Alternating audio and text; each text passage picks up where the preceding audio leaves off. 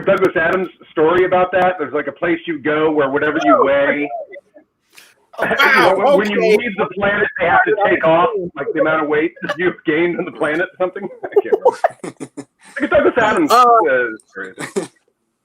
Okay, somebody started our stream, so I guess that means it's time to We went live right in the middle of that, Adam. It was great. Awesome.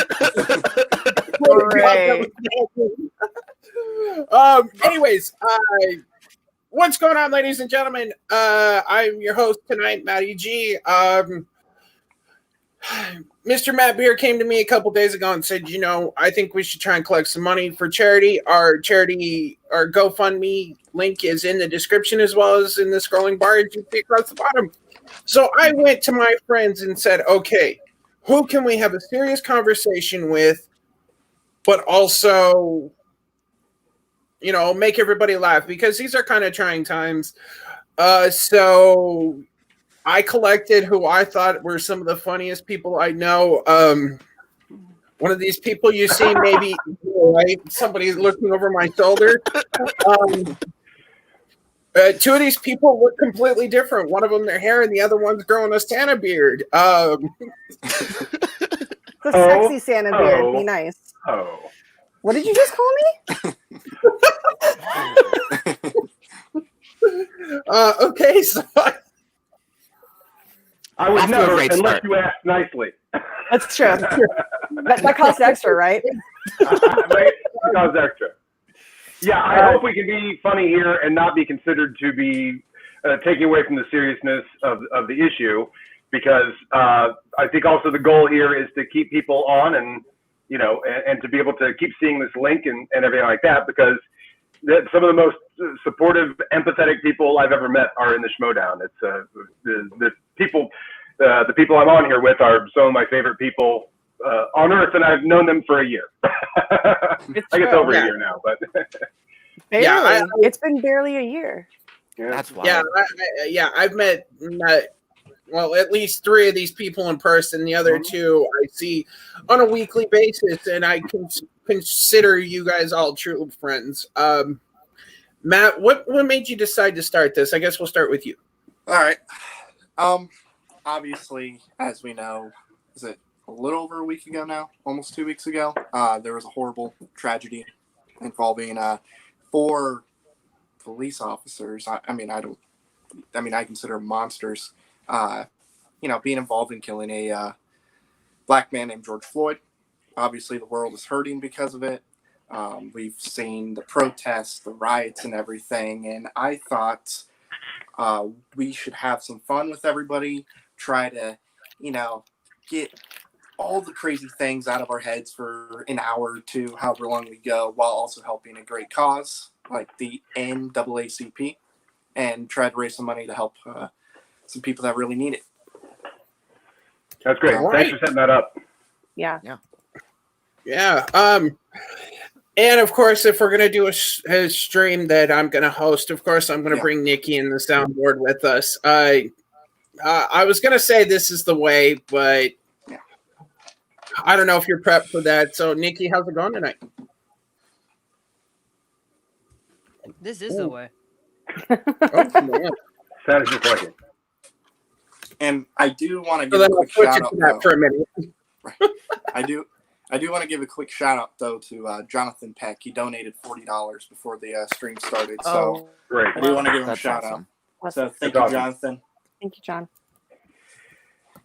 And one of the most powerful thing I haven't been, like Rachel, you said you had to walk away from Twitter today, and that's pretty understandable. That says nothing of your empathy or support of the cause. I mean, Twitter is kind of a menace, but obviously at times like this, to be able to bring all these images and stuff, it's a miracle, and it's mad. It's like the forces of oppression are outnumbered. They're just so outnumbered, And I feel like the people that you run into on Twitter that always have some contrary argument that they think they won the whole thing requires them to remove some empathy, requires them to take this weird viewpoint where they think they won the argument and walk away. But you just walk away going, I don't know, I think you just bribed the official to say you won the race, but you're not going to beat the actual contest of humanity here. I think the good, everybody else is ready to run this for their friends and for just basic empathy, and that we should all, I mean, we're ready to fight any forces that want to put this down. You know, I mean, stand next to our friends who are on the front lines and protesting, and you know, it's the forces that are trying to prevent change are just so outnumbered. And I think they've bribed the judge to say they've won the race for many years now, and while everybody else is doing push-ups and getting ready for the big fight if we need to, or if they need to, and we stand behind them. And so I think there's no better symbol to that than having the Schmodown friends too, because, you know, just being of the same mindset. You know, I just watched Jay Washington and Winston. Yeah, and Winston. What's the show called? It's the Blurs in the Hood. Blurs in the Hood, yeah. And I mean, they just did an amazing episode. Anybody, please look that up, because the amazing thing about this is when people tell their real story, and the thing is, as a white person, I know this. Like, I know that this is going on there, but it's not a daily thing for me. I read about these things happening, but when you hear that first-person account of how often this has happened to Jay or Winston or other people that I've heard tell this story, which takes a tremendous amount of honesty. There's a tremendous bravery in that, but God, does it matter? And you just, it's so personal and daily. And since they were 5 years old, you know, I mean, and the thing is, when you hear about school shootings, which has been more of a white issue, actually, I think that's mostly taking place in you know, those people are mostly white. Is that, like, you know, I know a lot of teachers, and the teachers having to explain to little kids that when someone comes to kill you, here's what you do. And so, and when I hear them tell that story, I realize, like, it doesn't take any school shooting for all of the black people I know to have to get that story when they're 5. When the cops come to hurt you, and they will, here's what you do. It's just like, what a thing to do to a child. But talk. Well, there's also so many things that I've seen on Twitter and like Instagram and social media being passed around about that are literal clips from TV shows from the past like 40 years of Black parents having that conversation with their children about, like, you know, there's the one from what's it? Well, The Hate You Give is the one The Hate You Give is a really good one. I think is being streamed for free right now, along with Selma and Just Mercy. And Just Mercy. But there's this one. It's on YouTube. Also. Yeah, 13 is on. David DuVernay. Yeah, it's amazing. But there's like that one clip where, you know, you see the parents talking to their children about, like, you know, don't, like, tell the officer that you're going to move before you move, like, you know. Don't say any, like, don't answer any questions with as few words as possible and all this. But all of this is getting really, like, it's gotten really it's been a really personal issue for me, because my niece is half Black and she is living in Florida, and she is almost 19, and she is loud and sassy and opinion. Like, she's my niece. So, I mean, she's boisterous and loud, and she does not let anybody quiet her voice, and that is the scariest situation, because I called her the other day to check in with her, and she goes, "Hey, can I call you back? I'm at a protest." And I'm like, "Oh my God, where are you? Does your mom know where you are? Like, who are you with? Do you have your location turned on your phone?" Like, trying to make sure that I'm just like, please don't make any, you know, witty comments. Like, don't speak up, just chant with the crowd. Always make sure you have an exit. And this has been one of the most terrifying times for me, just because she is across the country. I can't help her out. Like, it's you feel so powerless to help that it's just. The problem is, though, that even that's not a guarantee. You know, there's no amount of good behavior or whatever that is a guarantee in an innately and systemically racist and shitty system. Yeah. And, like, when you see hundreds and hundreds of clips over the course of a week of cops just abusing their power and beating people and macing people, and, like, and it's clear that they, you know, they don't need an excuse. Nope. They don't need one. And I don't know. Yeah, it's very disheartening. that's the other terrible thing about the talk. And and again, I experienced this stuff secondhand. I live a very privileged life now. My family 2 generations back was the dirtest poor you can imagine. So in terms of poverty, I very much empathize, and I want everyone to have the opportunities that my parents and grandparents got to get out of that if they so desire, and the desire is there for everybody. But the idea that and I've heard this narrative a lot in my life that I grew up in Ohio, so you get the other side of it. But if at the LA riots, the deafening sort of what we hear it now too, looting, all that sort of stuff. Then the topic becomes looting, contextless. The people who I don't know, anarchists, I don't know what they are, Twitter anarchists, they have to remove the context out of that. And they're like, well, the world just started today and someone's robbing a store. And it's like, you're doing that on purpose. You're not, well, that argument's not going to work. What a lot of people are like, it's amazing how frequently over the past week I've seen people equating violence against property and violence against stores and violence against things with violence against people. It's amazing how many people are perfectly comfortable with treating those two things as though they are equal, as though they are the same. Which is the exact reason why this is so terrible, because you're treating people not like people. You're treating them like objects and things that can be replaced by other objects and things. And that's not what this is about. Like, this is about, like, that's not how you're supposed to be treating people. Humanity is being so redefined at this moment in time that you're not seeing you're seeing the best and the worst of humanity at this point in time. And it's just, you can't talk about people in situations in such a detached way, because you're not detached anymore. It's going to affect you in one way or another. And you can't put up that barricade outside of the White House and pretend like nothing's happening outside of it and that you're safe in your little bunker. You have to understand that this is going on around the world. There were protests in 13 different countries.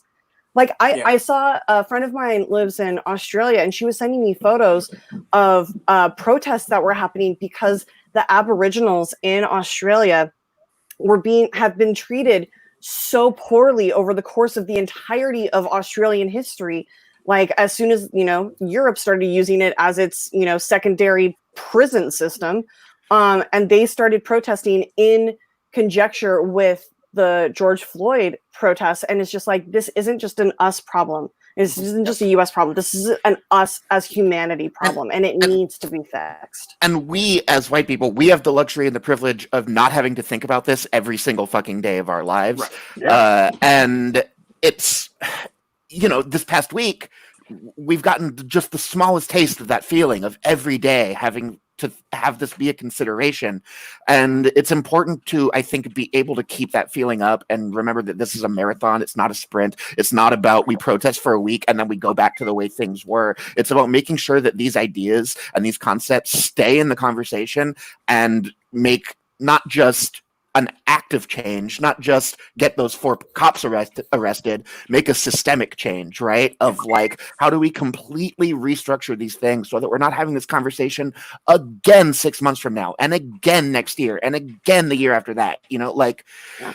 That's the hard part, is making sure that it's like, we don't burn out on this, because Black people don't have the luxury of burning out on this. It's like, well, it's also not just like it is Black Lives Matter, which they 100% do, but there's so much systemic racism in the US that it's against all kinds. It's against every type of oppression and every type of systemic racism that is in place.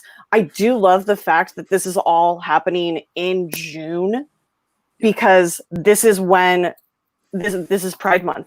And the only reason that it's Pride Month is because of the Stonewall riots. Like, they fought for everything that they've received, and they are joining forces right now. I know the LA Pride March has turned into a Black Lives Matter march, because they're marching in support of each other. Because you can't prevent one thing in order to push another thing forward. It has to be intersectional. Everybody has to help each other out, and everybody has to pull each other up. Otherwise, we're all going to sink. And guys, just so you know, if everybody could please stop asking for the prosecution in Minneapolis to charge the cop with first-degree murder. First-degree murder is premeditated. It was not He would get premeditated. acquitted. He will get acquitted. Please Yeah. stop asking them. Second-degree murder, we can get him Second-degree with, murder is though, exactly what he hopefully. should be tried for and exactly what he should be sentenced with and found guilty of, because that is what he committed. Please stop asking just because it's first and can get the death sentence. Like, Well- yes, it's a whole issue, but please stop asking for it to progress to first degree murder. We do not want this to get through on a technicality. Please stop. I can't even imagine the protests that would happen if he got Yeah, acquitted. exactly. I mean, they 'cause found his Courthouse, like, address in. burnt down. Yeah, they found his address in Florida within what, like 3 hours of him being there. I think. Yeah, Like, it's not They hard. boxed him immediately. Also, I will just say, though, something that is heartening is like so many of these ideas that have been prevalent this week of defunding the police and restructuring the entire way that we treat policing in this country are ideas that it's so heartening to see them entering the mainstream, right? To see these ideas and to see them being talked about as like a realist. Well, I say realistic, but fingers they're- crossed, but they're as on an attainable goal. Yeah, as These ideas something aren't theoretical. we're shooting for. They got booster rockets now. Yeah. Yeah, people are saying these things over and over and over, and that's how you make change. Is just repetition. And saying that you're gonna, stop funding for the police and everything. That's just gonna start more madness and mayhem, and then people are gonna get even more upset by that. What they should be doing. I disagree. I think defund the police, fucking completely restructure, fire every cop, make them reapply for their jobs.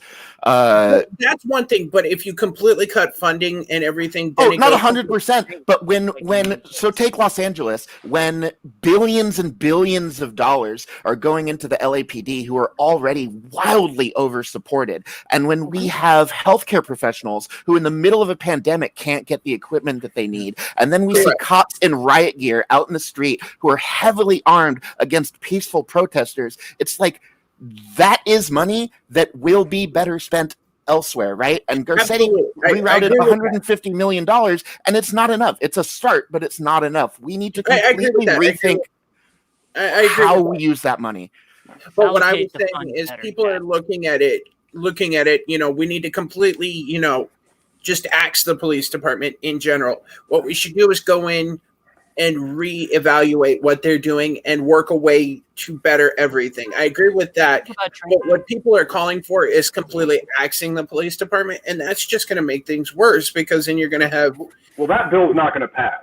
I mean, exactly. Some version of that's going to have to pass, or some sort of, they've got legislators on it too. These ideas now have wings, but they're still going to have to create a version of it that makes sense, that's logical, that's... Sure. I mean, problem is there's a lot of... 90% of what we expect the police to do could be accomplished by social workers, by putting those efforts into people that are trained to de-escalate, people that are trained to have these conversations. Like, I don't know. I think that there is a model, like, I don't know if you guys saw that whole thing with Camden, New Jersey, about how the crime rate dropped when they switched to a community policing model where the cops had to live in the neighborhood they're policing and were trained to de-escalate and to get to know the people that they're living with. It's funny you bring up Camden. Has anybody been to Camden? No. Because I have. The first time I went to Camden, New Jersey Camden, was... Ohio. Yeah, right? Camden, Ohio is great. I've been there. Camden, New Jersey is literally across the bridge from Philadelphia. So you go from Philadelphia, which is like super metropolitan, decently safe for a major city. You go across the bridge into New Jersey, and it had the #1 crime and murder rate like 3 years running. It was an incredibly dangerous city, to the point where the first time I went there, I was on Warped Tour, stepped off the bus. There was an armed police officer outside of each bus, and he questioned me and was like, "Hey, have you ever been to Camden?" I'm like, "No." He's like, "Okay, here are the rules. You don't go anywhere outside of the fenced-in area, like for Warped Tour, unless you are escorted by an armed policeman, because you will get mugged, you will get raped, like shit will happen to you." And it's just one of those things that I was like, "Oh, cool. glad we played here. But I have seen it go from that point to needing an armed escort to actually being like, oh, I can walk down the street and like go to the 7-Eleven and pick up a slushie and like walk back to my hotel and have it be totally fine. Because the cops stopped treating the people they were policing like they were an enemy force. Yeah. Like, oh yeah, no, they loved us on the tour because we were paying them that day. But I saw some of the ways that they were treating some of the guests, and it was not okay, like at all. And like you have to speak up about that. I don't think it's a coincidence that almost everybody that bullied me when I was a kid is a cop now. I think that it is. Good point. I don't think it's a coincidence. I think it encourages that kind. I think it's an occupation that encourages that kind of behavior, and that we got to start from the ground up. And It's like who watches the Watchmen? Who polices the police? Well, yeah, the answer right now is fucking nobody. Right. It's It's Trump. It's all of the people that you don't want in charge of the people pulling the triggers. Like that's what it is. And what's sad is bullets don't have names on them. You know, like I grew up in a very poor community at one time where you don't go outside at night and you don't sit near a window. Bullets don't have names on them. They can go into anybody. And there's a video that just came out today that's heartbreaking of a 70-some-odd-year-old white guy. White guy who stood in front of a cop to say something, and he shoves him to the ground. And the even worse part about it is the blood coming out of his ears. And the cops released a statement that said, "Oh, he probably has a concussion. He's fine." How the fuck do you know that? When you have bleeding from the ears, that is a major no-no. Well, The they worst said that part he about that tripped was and fell. the rest of the And it's cops like- Just walking walking past him. Oh, and did you hear that's that? when it comes to training, I think cops need to be like trained because they're trained to racial profile. Of, like, which I Nikki, think turn is your disgusting. volume up a little.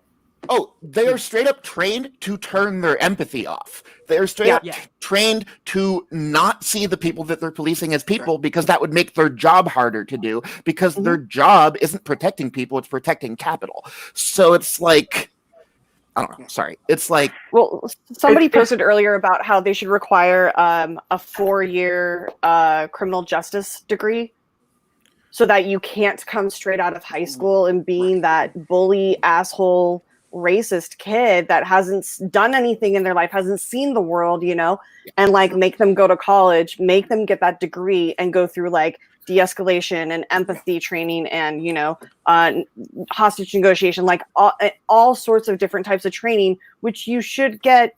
Like you have to get a degree in order to design a logo, and you don't To be have a to get social degree, worker. and you don't have to get a degree to put your finger on a trigger of a gun. Like it's, what? my friend Kylie said that cops require fewer hours of training than she has spent playing Animal Crossing in the past 2 months.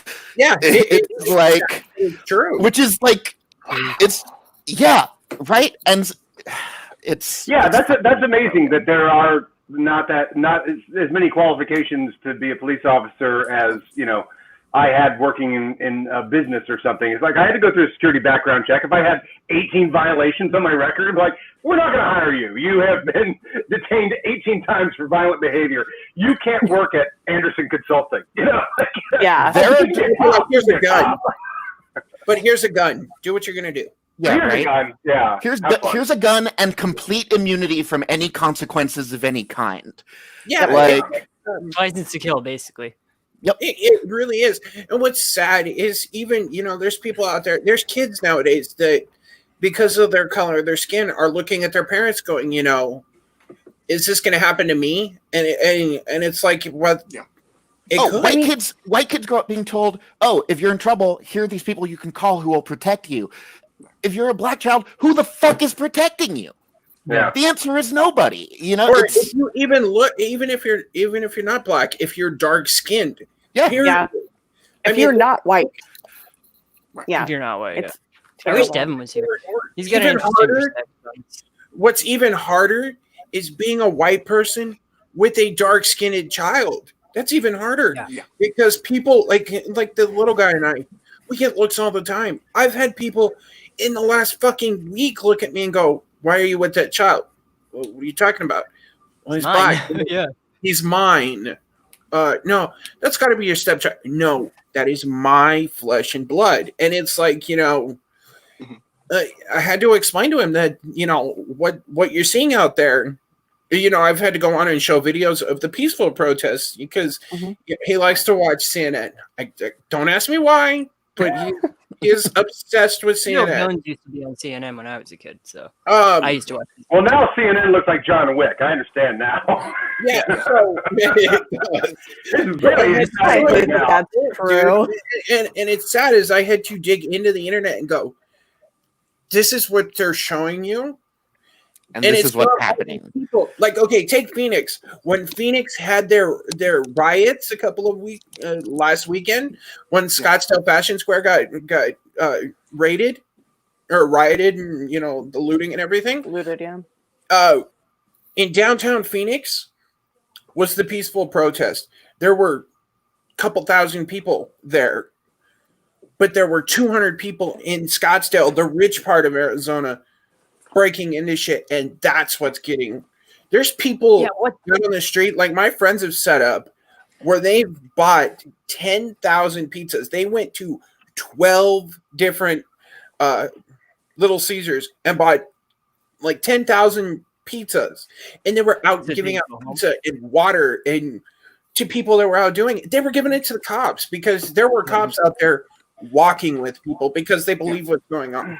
Yeah, but then I see clips. Places. Yeah, but then I've also seen so many clips of cops taking protest supplies, taking water, and slicing it open and dumping it out on the sidewalk. Right? What about those cops that were telling the Proud Boys to go inside so that they didn't get hurt while they were shooting off tear gas? I can't believe that clip.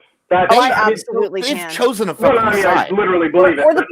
Or the police officer that was fired for violent acts and then got rehired, and then somebody took a photo of him at a protest, and he had the Fatherland eagle with Fatherland tattooed on his forearm. I'm like, how do you get it is harder to get hired at a Walmart than it is to get hired at a police station. Like, it is nuts. So, I have a question. I mean, background check on every police officer in America, because if you're a part of an Aryan nation, they're going to find that out with an FBI background check. And if you're too afraid to get your background check, then you're going to leave that. You're like, no, I think I won't be a cop today. Like, but also here's the issue: is that people will report things to the police station about police officers that don't get recorded down, that don't go on their record. So if a cop gets fired for, their priority is to protect each other. It's but it's also like you can go. It's like how the Roman Catholic Church used to hide pedophile priests by literally just doing just moving them from parish to parish and not telling the community about their past. That's what the police officers are doing. And as soon as they get let go from one place, they literally are just like, "Hey, do you know anybody in New Hampshire I can go to?" And they're like, "Yeah, here, go." And it's like, that has to be cracked that's not what you're supposed to do. I don't get along with my mother. So, Nikki, you said you had a question. What's that? Yeah. So, we're saying this I agree with Zipper that all the bullies that I knew in high school, they joined the police force, they joined the military. But I also want to talk about some of the police officers that aren't bad people. And I wonder if the answer to this is if there needs to be some sort of mandatory community service, because every single police officer that I've ever known, that actually was a field hockey coach, or that was a basketball coach, that actually got involved in the community, they were good people because they got to see these families up close. They got to see kids when they were angry, when they were upset, when they were happy. They're working. You get to see all spectrums of that. They're working within a system that actively discourages it is the problem. Because what happens is when you have those good cops, the ones who come out and speak out against the bad cops immediately get bullied, harassed, fucking threatened, pushed out of the force, right? So we have a system that's making it impossible for them to be good cops within the system, right? And that's what makes it so difficult, is we have these. It's so tempting to say, well, there's all these good cops. I don't hear, if they're out there, they're not being loud enough. They're not being loud enough, and they, as far as I'm concerned, have an obligation And they can't be, exactly, which means they're standing right next to the if guy they're from the Aryan truly- Nation that they know is in the Aryan Nation. Yeah, You know, so they if can't they're be a good truly cop right invested in making that change, and the system is making it impossible to make that change and to be a good cop within the system, then what's the answer? Right. The answer is fucking quit and do something where you can actually help people.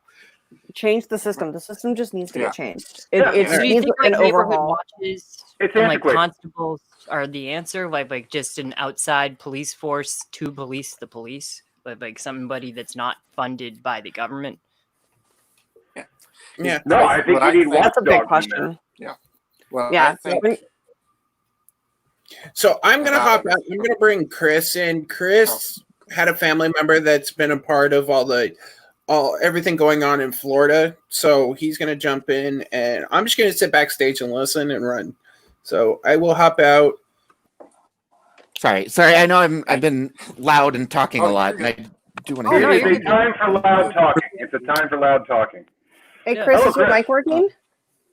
As far as I There know, we go. Oh, there you go. Oh, there you go. Sorry, I saw your mouth move, and I was like, I heard no sound. yeah, my girlfriend does that all the time too. So it's Oh, you have a girlfriend? I do. Oh, I'm in a relationship. There it is. The first use of the good for you so far. We have to. Anything that I do is not nail taste. I'm trying to lighten it up. Almost. Oh wait, Adam, bring up your weight loss during the quarantine again. Oh, so we can hit you with the. Yeah, I lost 15 pounds the first month of the quarantine. Nikki, Stop paying any attention. All right, it's fine. I just teed you up. It was so perfect. Need a little more Anyway. volume on the good for you. So where in Florida are you, All Chris? right. I'm actually in Nebraska. I got family members in Florida. What part of Florida? Panama City Beach in the Fort Walton Beach area. Okay, so Panhandle. Panhandle, pretty much. 2 hours from Tallahassee. So I got a cousin who actually is right up there protesting. And actually, I said this a lot. I've said this on Facebook. Really, I've actually been called a racist because I believe words are not violent. Put up a Martin Luther King quote on Facebook. And I'm actually best friends with Matt Beer over here. And we have a really, hour conversation about, how I put one thing on and people start calling me a racist because I was taught by a military father. I have a mom who's very strong as well. I was taught to believe one thing, and it's at a point where I am frustrated. I am angry. But there's people like my cousin who is 20 years old, 2.5-year-old, who literally is paying child support and then going to protest every single day. And Wow. they end up posting this stuff, doing the stuff. It's insane. I was with my family last week in Nebraska with my girlfriend and her kids and my sister, and I come outside of the store and I see somebody vandalizing my car with the 2 little niece and nephew in there. I told this Matt and some people I know, and I literally pushed them aside and said, "There's 2 kids, and there's a 4-year-old and a 2-year-old. What are you doing? See my friend. I got family there. That's not okay." And it's so much hate in the world, so much anger, and I'm frustrated. I'm very angry with the cops, and I'm glad they were arrested to kill George Floyd. That's not right. I recommend that people also see a lot, as as we're all fans. This is something I want to do as a career myself.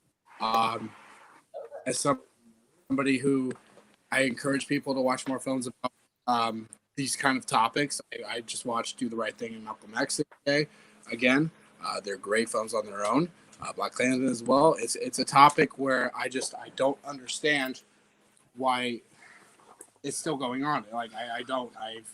I see these things and I want to help, but it's at a point where it's so much tension and so much stuff where it's hard. And I have a brother who lived in the Panama City area, and a lot of my friends like Nikki and Matt know this. He was killed in December 29th. 5 dudes came in and killed him because he was a drug and he was trying to get out of that life, and nobody accepted that. So the fact that these things are still happening, it's because of the serious thing. Like, people here in Nebraska just lost a homeless person for a homeless shelter for these are like housing for low incomes. That's burned to the ground. So where else are these people going to go? Where else are people going to have these jobs that they have to do? Understandably, people are angry, but in the same way, that way I'm not siding with anybody else, but I understand why. I still understand why somebody called me a racist for standing for what I believe in. Because yeah. So And I found that it's really hard to say something. Like, I don't want to say things right now because there's so many voices that are being spoken that have not had the chance to be heard, or haven't had the, or haven't been taken seriously in the past. And so now people are actually listening and paying attention to, and I don't want to add my voice into a space that could limit somebody else's voice. Yes. And so we should err on the side of shutting up and listening right now. Yeah. Mhm. And like I've been to cities on tour. Like, I've been to every shithole city in this country, and I have, I've had Black gay men cast members wait for me because they were late out of the dressing room and they needed somebody white to walk them back to the hotel, because it's a very dangerous place in some parts of the city, in some parts of the country, for them, not just being Black, but being gay too. And it is one of the most terrifying. I'm like, how am I your safety blanket? Like, that is awful and terrible. Yeah. I am more than willing to lay down my life for you, but like, oh my God, how is that still a thing in this day and age? Like, how do people put up with that? Like, it's such a terrible and like scary thing to do, but it's like, disgusting. Yeah. but I just didn't want to add my voice to any of that. So I feel like, people get angry with, people who don't like, this is a fight for humanity, but it's also like very specific people's fights. And I don't think that it is. Yeah. Yes. I just want to show my support. I mean, exactly. The Edmund Pettus Bridge, the march across that. I remember, again, I lived through documentaries and stuff like that. But the fact that it was, or the march, the Selma March, the fact that that was being covered, worldwide, and the fact that white people were marching with them was like a huge thing for America to see. Like, before that, it was just this, Black problem. But when you see that there's solidarity there, and certainly you see it now, and, I would stand up for any of my friends. And I just think it's, there's so much support for it now. And if my voice can be added to that, and that helps at all, because I haven't lived the life of what these people have had to go through. All we can do is empathize. We can't truly understand, like, until we're in their shoes, and it's one of those things. I think maybe it's might be an early childhood education thing where maybe we should add into every single school's curriculum that, as well as an English class, as well as a math class, that we have a civil rights class. Like, that was an elective, in high school for me. Maybe that should be mandatory for preschoolers. Show how to treat one another. Like, hey, some of us look different. Some of us are a different color than others. It doesn't mean that we're less of people. And we have this idea that, oh no, you're good. We have this idea that kids can't handle those conversations, that young children are too young to understand this or to have those conversations. But the thing is, A, they can, and B, they're already formulating ideas about these things and about race and about prejudice based on what they're seeing by the age of 2 and 3. They're already starting to formulate these ideas. And if they have the guidance to take those ideas and channel them in a productive direction, then that's how we can try to get ahead of those incredibly hurtful concepts. Like, my neighbors right next door, I don't know if any of you follow Mark Andreyko on Twitter, but he tweeted a picture of the front of their house where they and their 3-year-old made a big Black Lives Matter display with a drawing of George Floyd and with the names of all these victims of police violence. And they're already having those conversations with their 3-year-old. And she can handle, it's... Kids are smarter today than they've ever been. Yes, and we have to get ahead of these ideas as early as possible, because if we start trying to have these conversations with kids when they're 9, 10, 11, it's too late. It's already entrenched. Well, they've already witnessed you and how you've been dealing with it for their entire life. That is all they base their actions on, are you and who you surround yourself with. And Draco's what a you hero. put up with. Right. Oh yeah, dude, and Draco's. Yeah, I mean that guy. I love Andreyko. It's the thing about love is love. Yeah, and that's all it is. And people like it's hard when you have a 4-year-old and a 3-year-old too who don't understand it.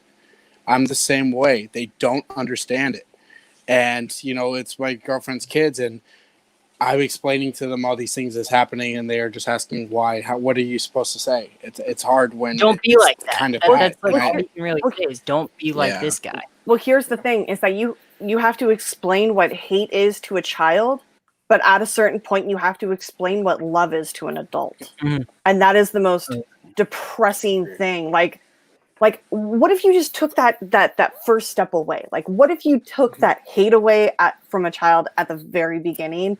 And just let them experience life and experience love for all sorts of different things and people and cultures, and just let that be okay. Do you really have to teach them how to love when they're an adult then? Like, no. Like, just stop teaching hate. That's all you have to do. That's the thing. But everybody knows how to hate, but not everybody knows how to love.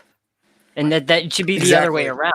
Like, we should be ingrained with the ability to love. But you are. Like, we need to make sure, though. We need to make sure, though, that it extends beyond the abstract. That it extends beyond just the idea of don't hate, love, right? Because it's applicable. Yeah. Exactly. Because it's not enough to just say that. We have to then ask, okay, what does that look like? What actions does that manifest itself as? If we're going to live in love, if we're going to love everyone in the world, then what does that mean? And it means taking apart. Yeah, but it also means taking apart the systems that fuel that hatred, right? And finding them at the source and dealing with them. Because just saying love everybody is great, but we need to say love everybody and then take that love and put it into action. Go outside and fucking do things. Help people. Take apart the systems of oppression and build up the people that need building up. That's one of the things that really bums me out, is that before this protesting started, everybody was so like, we're united, we're all in this together, we're isolated together, and then it turns out that that just wasn't true. Like you say that and then it doesn't happen, and that's where I'm like, ugh, it's just sentimental if you're not actually applying it. And like, I'm one of those people where like I'm just a very practical person. Show me. Like, don't just say it, show me. One of the fascinating things in the abstract is that this is coming on the heels of COVID. That the fascinating thing about COVID is there's always been this talk of like, left, right, are they ever going to be able to get along? If an alien landed, we'd all be unified against this enemy. Well, an alien did land, and everybody in politics freaked and were like, we have got to get people hating each other again. I mean, they were desperate to get I mean, they started sending people for haircuts with guns and all this stuff. And you're like, by the way, I don't think this is playing as well as you think it is. I know you pay people to tell you that was a good job, sir, but I don't think that worked that well. And more than that, you have people using COVID as an excuse and a justification for that hatred, right? The tension's this high, not like, COVID. This is so base. We should all be in this together, and we are all in this together. I don't think they would be. I don't think they would be either. Everybody sees it now. They can't put blinders on. It's a perfect storm because everybody's at home and not working, and we have time to direct our energy and our anger at this. And B, COVID was also something that disproportionately affected Black and brown communities. So we had this situation which was making these inequalities so visible and so just like apparent and just like, I think that it was a perfect storm of things that COVID very much put a flashlight to a lot of this shit. But it's also making this whole thing is making COVID so much more dangerous too, because what's happening at these protests, they're firing smoke bombs and tear gas on people, which affect your lungs, which COVID attacks. Like, how the fuck is using tear gas during a respiratory pandemic not a fucking act of terrorism? Like, that's a war crime. That's like a war crime. Or just using those rubber bullets as they are. Those things are at least 4 inches tall. They're about 3 inches in diameter, and they are they were designed to hit the ground and come back into your legs, but people are getting them aimed at their face, at their We're losing throat, at eyes. their hearts. If you get hit hard enough directly over your chest, it can stop your heart, and that is manslaughter. I'm sorry. Here's how cops do rubber bullets. They're like, it's like you can shoot whoever you want, wherever you want, and there's no consequence. They're and not even like 22 bullets. You're gonna love these. Those are actually supposed to be shot at the ground in the direction of somebody, not at somebody. It actually, I saw a cover of them. The box that they come in, and it actually says on the box, "Do not shoot at people." They're supposed to ricochet off stuff and hit people. I was reading something recently that a psychologist released that he took MRIs of a brain of somebody being happy, and then did the same thing of them being pissed or hating something. And he said that it actually put more stress on the brain to be a dick or to be mean. Yeah. So I've been closing out shows like people hate themselves. It's more muscle it takes I can more effort to be mean. Just as a female, I can tell you the amount of times I've heard a man tell me that it takes more muscles to frown than it does to smile. No. How many of them did you punch directly in the fucking face? Smile more, but literally, you don't punch him in the face. More effort there you go. It hurts me to smile. Like it just hurts your soul or your actual face. My face is very small, so there aren't many muscles in it, and I have more scar tissue in my body than I do muscle tissue. So I just, you know what, we gotta lighten things up. So turn it up, Nikki. It's too low. Turn it up. I thought it was loud. I can't hear it.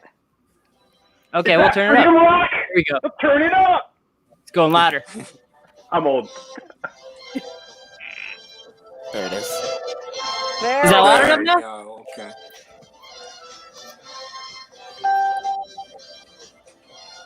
I like that you guys have dance breaks. Hey, it seems off topic, but you know, there's so much politics in Star Wars. It's Oh yeah. No. Yeah, white people have a real easy time. About? White people seem to have a real easy time understanding the rebels versus the Empire, and then you show them fucking cops in riot gear beating protesters, and all of a sudden they can't wrap their fucking heads around it. Just paste stormtrooper armor on them, and you'll be able to make people understand. Do you think the techno union would help?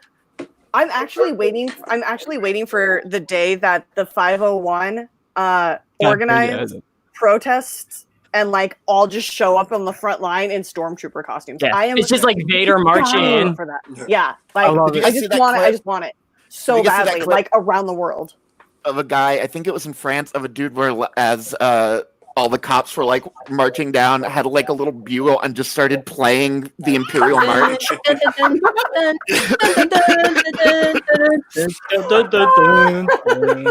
that's funny, except the cops actually know how to shoot things, which makes it awful. That is different than stormtroopers. Yeah, they're like actually trained with shit that the works. thing that's been and as much as as much as I think that we need to be careful of making sure that these ideas don't stay purely abstract, right? Yeah. Of like we need to make sure that if we're saying love over hate, right, we need to talk about what that means.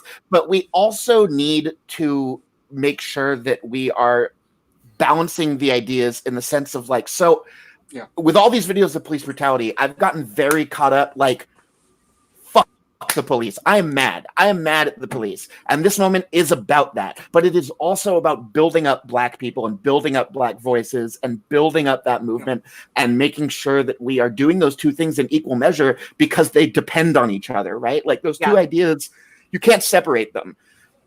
If we're going to tear down the broken systems, we need to build up the people that will benefit from tearing down those systems. I mean, here's the one thing I want to hit on. Like, don't call people that are like of mixed race. Like, don't point them out and say like you're wrong. Like, that's one of the things. Like, I wish Devin was here because his mother would always tell me like at school they would call her United Nations.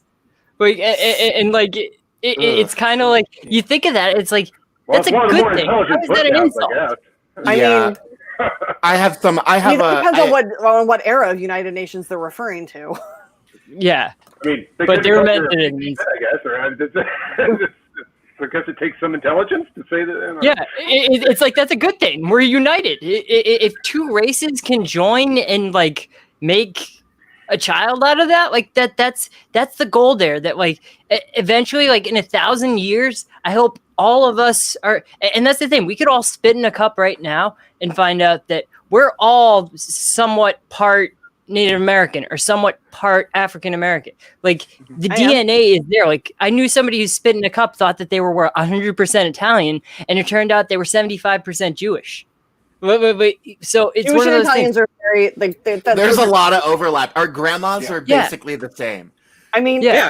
I actually was last week I had Rook on my show. We were talking about how it's Latinos, Italians, and Jews. Like it's all very similar, but like vaguely just slightly different from one to the other. They're all just like right there, and it's like it's 100% true.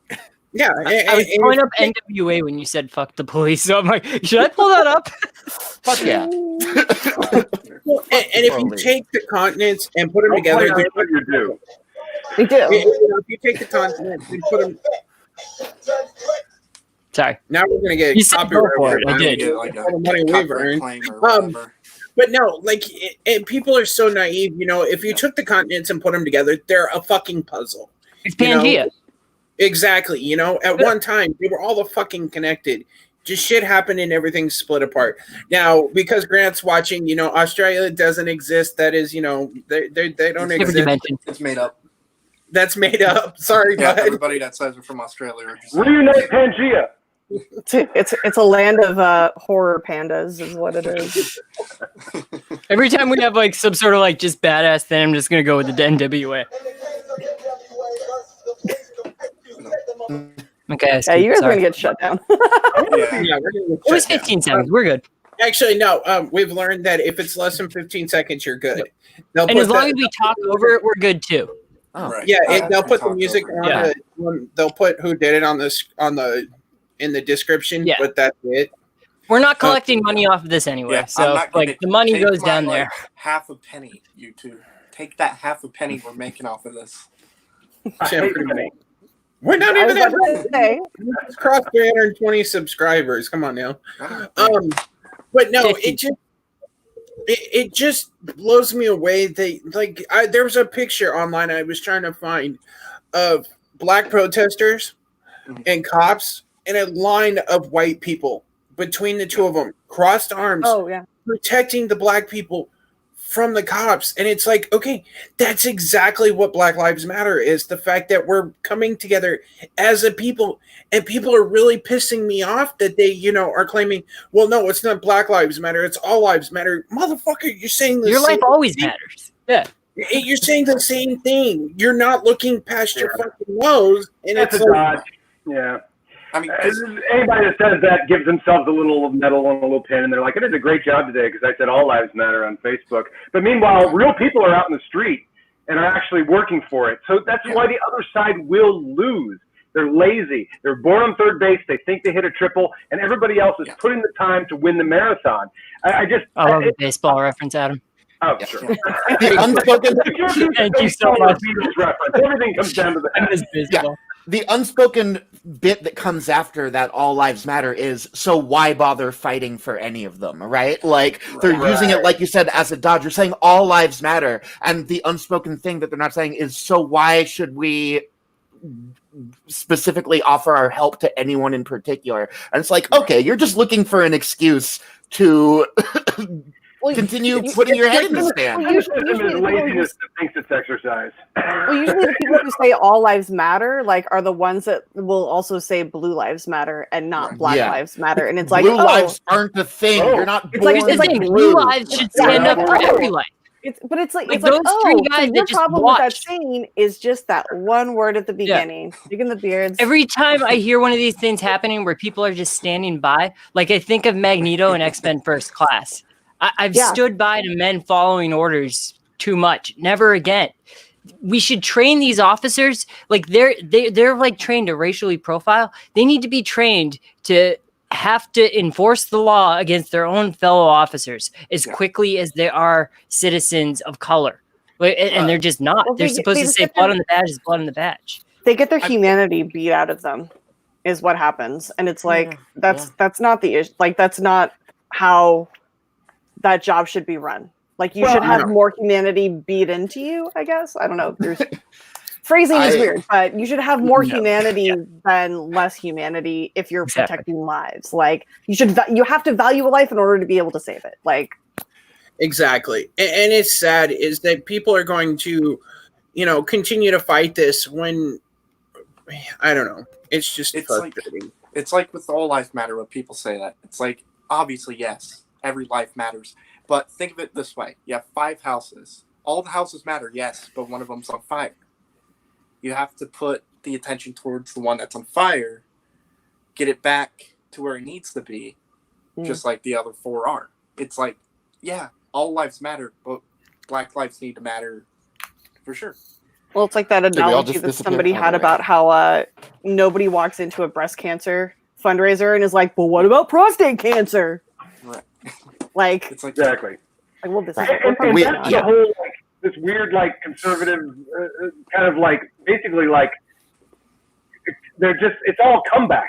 It's like all right, good, but people are actually living a life out there. That are saying it's platitudes. It's just platitudes. Yeah. It's just And they just Kylo Ren yelling. They've got someone there to go, oh, you won that argument, buddy. They've got their buddies, and it's like, they're going to lose. It's like, and then the hit thing will be to appreciate people, and then they'll go, oh, that's me now.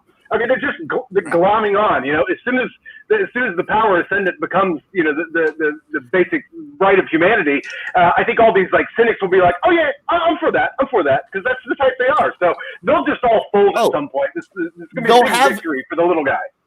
Yeah, they'll have that opinion as soon as it's easy to, It's So and it's becoming easier. This was an impossible opinion in the 60s. It was an impossible to tell your neighbor you believed in integration. You couldn't, even if you believe that, you couldn't, much like if you were gay, you couldn't tell your neighbor you were gay, which is why people are like, there were no gays in the 50s. Like, no, nobody could say they were gay in the 50s. Why do you think everybody was so impeccably dressed, you asshole?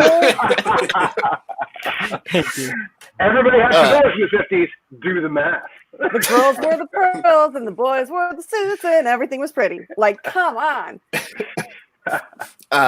Nikki, I'm glad you...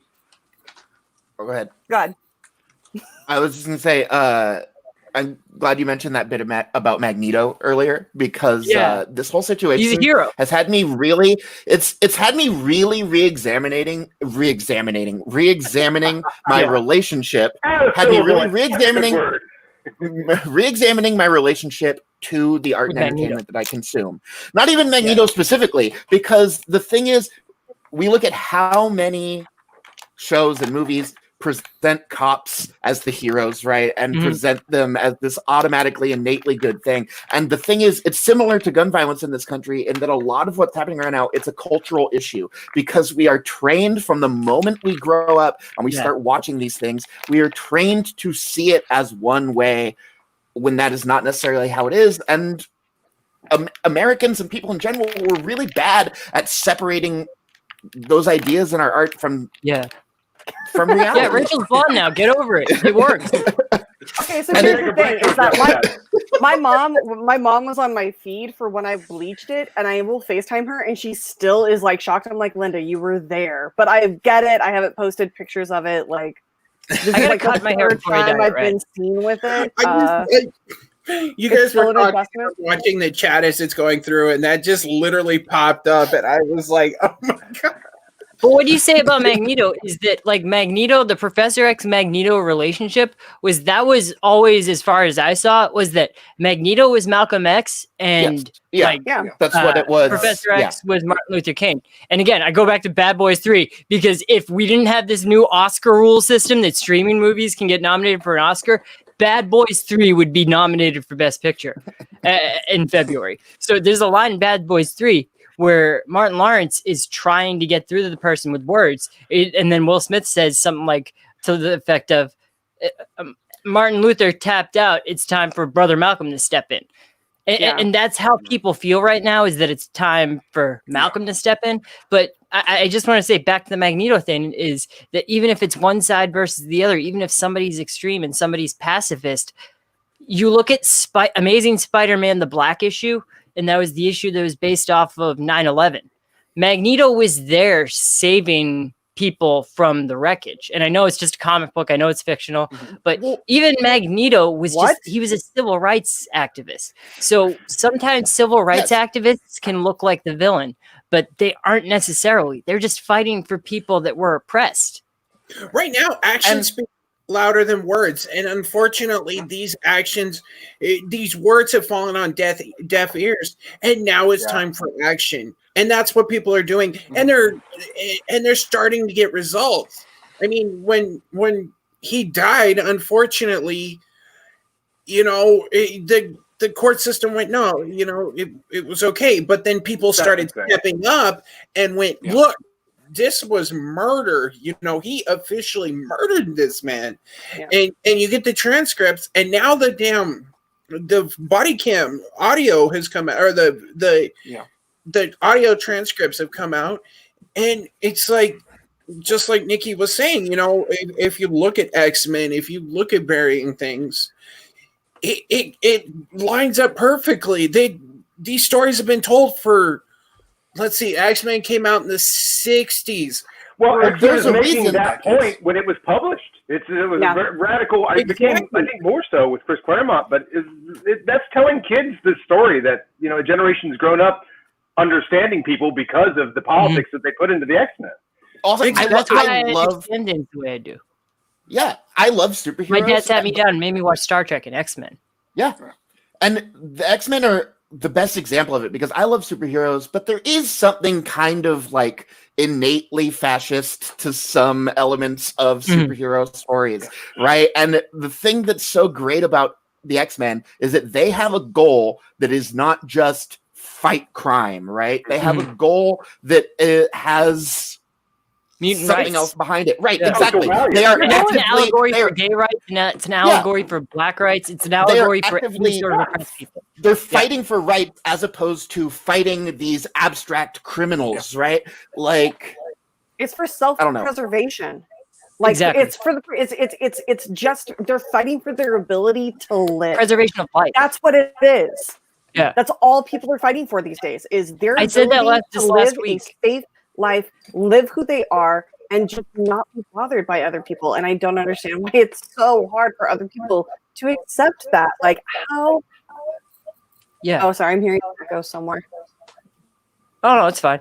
I get a lot of my values from Star Trek, from sci-fi, from nerd culture in general. It's one of those things where this past season of Picard, it's in the first episode of Picard where Admiral Picard is in an interview and they're talking about the Romulan supernova, and this lady is questioning him you did all of this to save these billions of Romulan lives that is the Federation's oldest enemy, and he's like, Romulan lives, and then Admiral Picard responds, no, lives.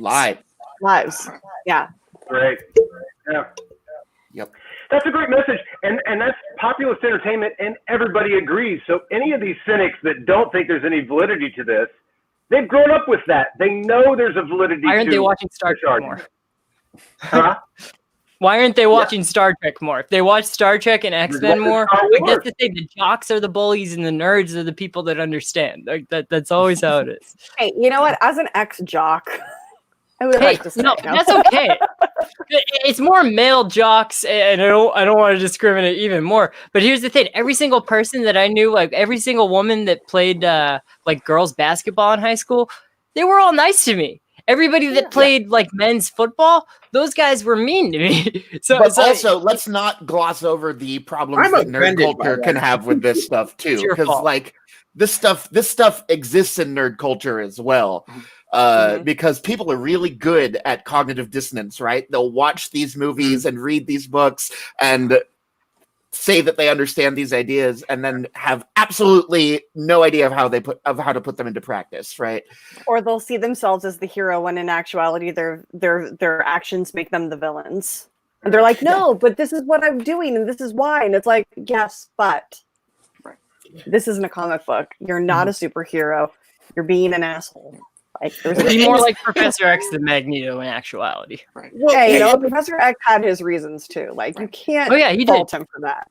Right. Well, it's funny too, is, growing up when you're younger, you look at Batman, or even in movies now like Black Panther, you look at the hero and you go, wow, being younger and looking up to him.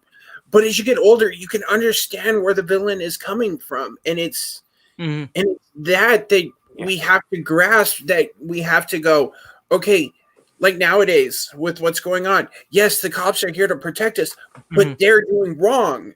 So they're the villain in this role, and we need to come together to show. And it's individuals too. Like, it's not necessarily like generalization. Like, only a Sith deals in absolutes. We need to recognize that there are good individuals and there are bad individuals on both sides. But the cause is what's important. And I like that you said like Black Panther. Another thing that I bring up, like, this is like they have the DC TV shows. I'm a big fan of the DC TV shows. One of the shows is Black Lightning. Black Lightning, I'll say right away, it's not my favorite show, but one of the things that it deals perfectly with is racial relations. There are 2 like episodes in Black Lightning. The first episode of Black Lightning is he's just out as Jefferson Pierce, and then these 2 cops start beating him for no reason. And then that's when the Black Lightning turns on. It's like, no, I'm not going to stand here and like just let the cops do this. And then there's a second episode where Jefferson Pierce gets arrested, and he says, like, he puts his hand up, I am complying, I am not resisting. So it's like both sides of it. We talked before, like that talk that you have to have with your kids. I've seen it on Black Lightning. I've seen it on Grey's Anatomy. They're putting that in like mainstream. Yeah, Grey's Anatomy did it really well, where it's like you gotta understand who you're dealing with. Like you got to be better than them, and you got to understand who you're dealing with, because that's one of the things. It's not going to be cured overnight. And even if we do get rid of racism in police departments, racism is an idea. It's still going to exist, and it sucks. But what the goal is to get racism out of law enforcement, to get racism out of the first responders, because if those guys are racist, there's never going to be equality. Sorry, are you now, or have you ever been a part of the Aryan Nation? I mean, these do that with communism. Let's do it for something that's really messing stuff up. Although I will say this, I actually know a few people who have been in and have gotten out and are doing like the most amazing work, like almost as a almost as like a payment for their sins that they did while they were there. And it's like they get it now and they're out. People can change. So like it's that's a real, like, are you in now? Like, yeah. But like, also a lot of it. Like maybe look at all their tattoos and make a decision. Yeah, I mean, but maybe not everybody gets to be a cop. I mean, I'm sorry for your friends if they don't pass the FBI background check to carry a gun because of the mistake they made when they were a kid. And I know that happens to other people.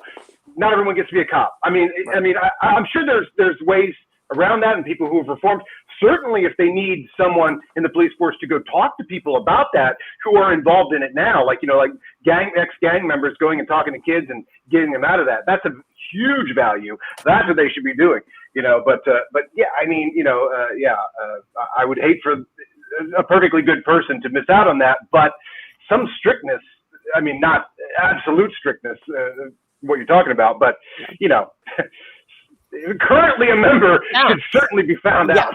I do have a question. Like, so I remember back in like the 80s and the early 90s, like cops being the good guys in movies, with like Lethal Weapon and like and Die Hard and stuff like that. Like westerns especially. But it started to turn right around the mid 90s. I want to say right around the Rodney King riots, where like police started being like the bad guys, and it was like one good cop like taking down a bunch of bad cops.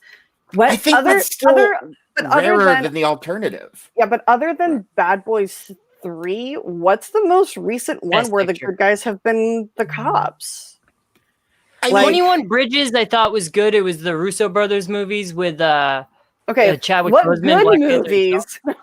Okay. Hey, I like that movie. No, that's more what we deal with around here in like the Boston area. We don't deal as much with like racial relations. Of course, it's there, but the like police department here, the corruption that's involved is all about like retirement pensions and the cops trying to skimming from the top. And that's why I like that movie, because you have a cop who is a black man that is taking down corruption. Yeah, but, so it's also considered like a white collar crime. So It is a white collar crime. Yeah, I gotta that's one of interrupt. those things. I gotta interrupt, Jake. Oh, did we Like just get a? donated Thank you, $25 Dick Cockpit. earlier.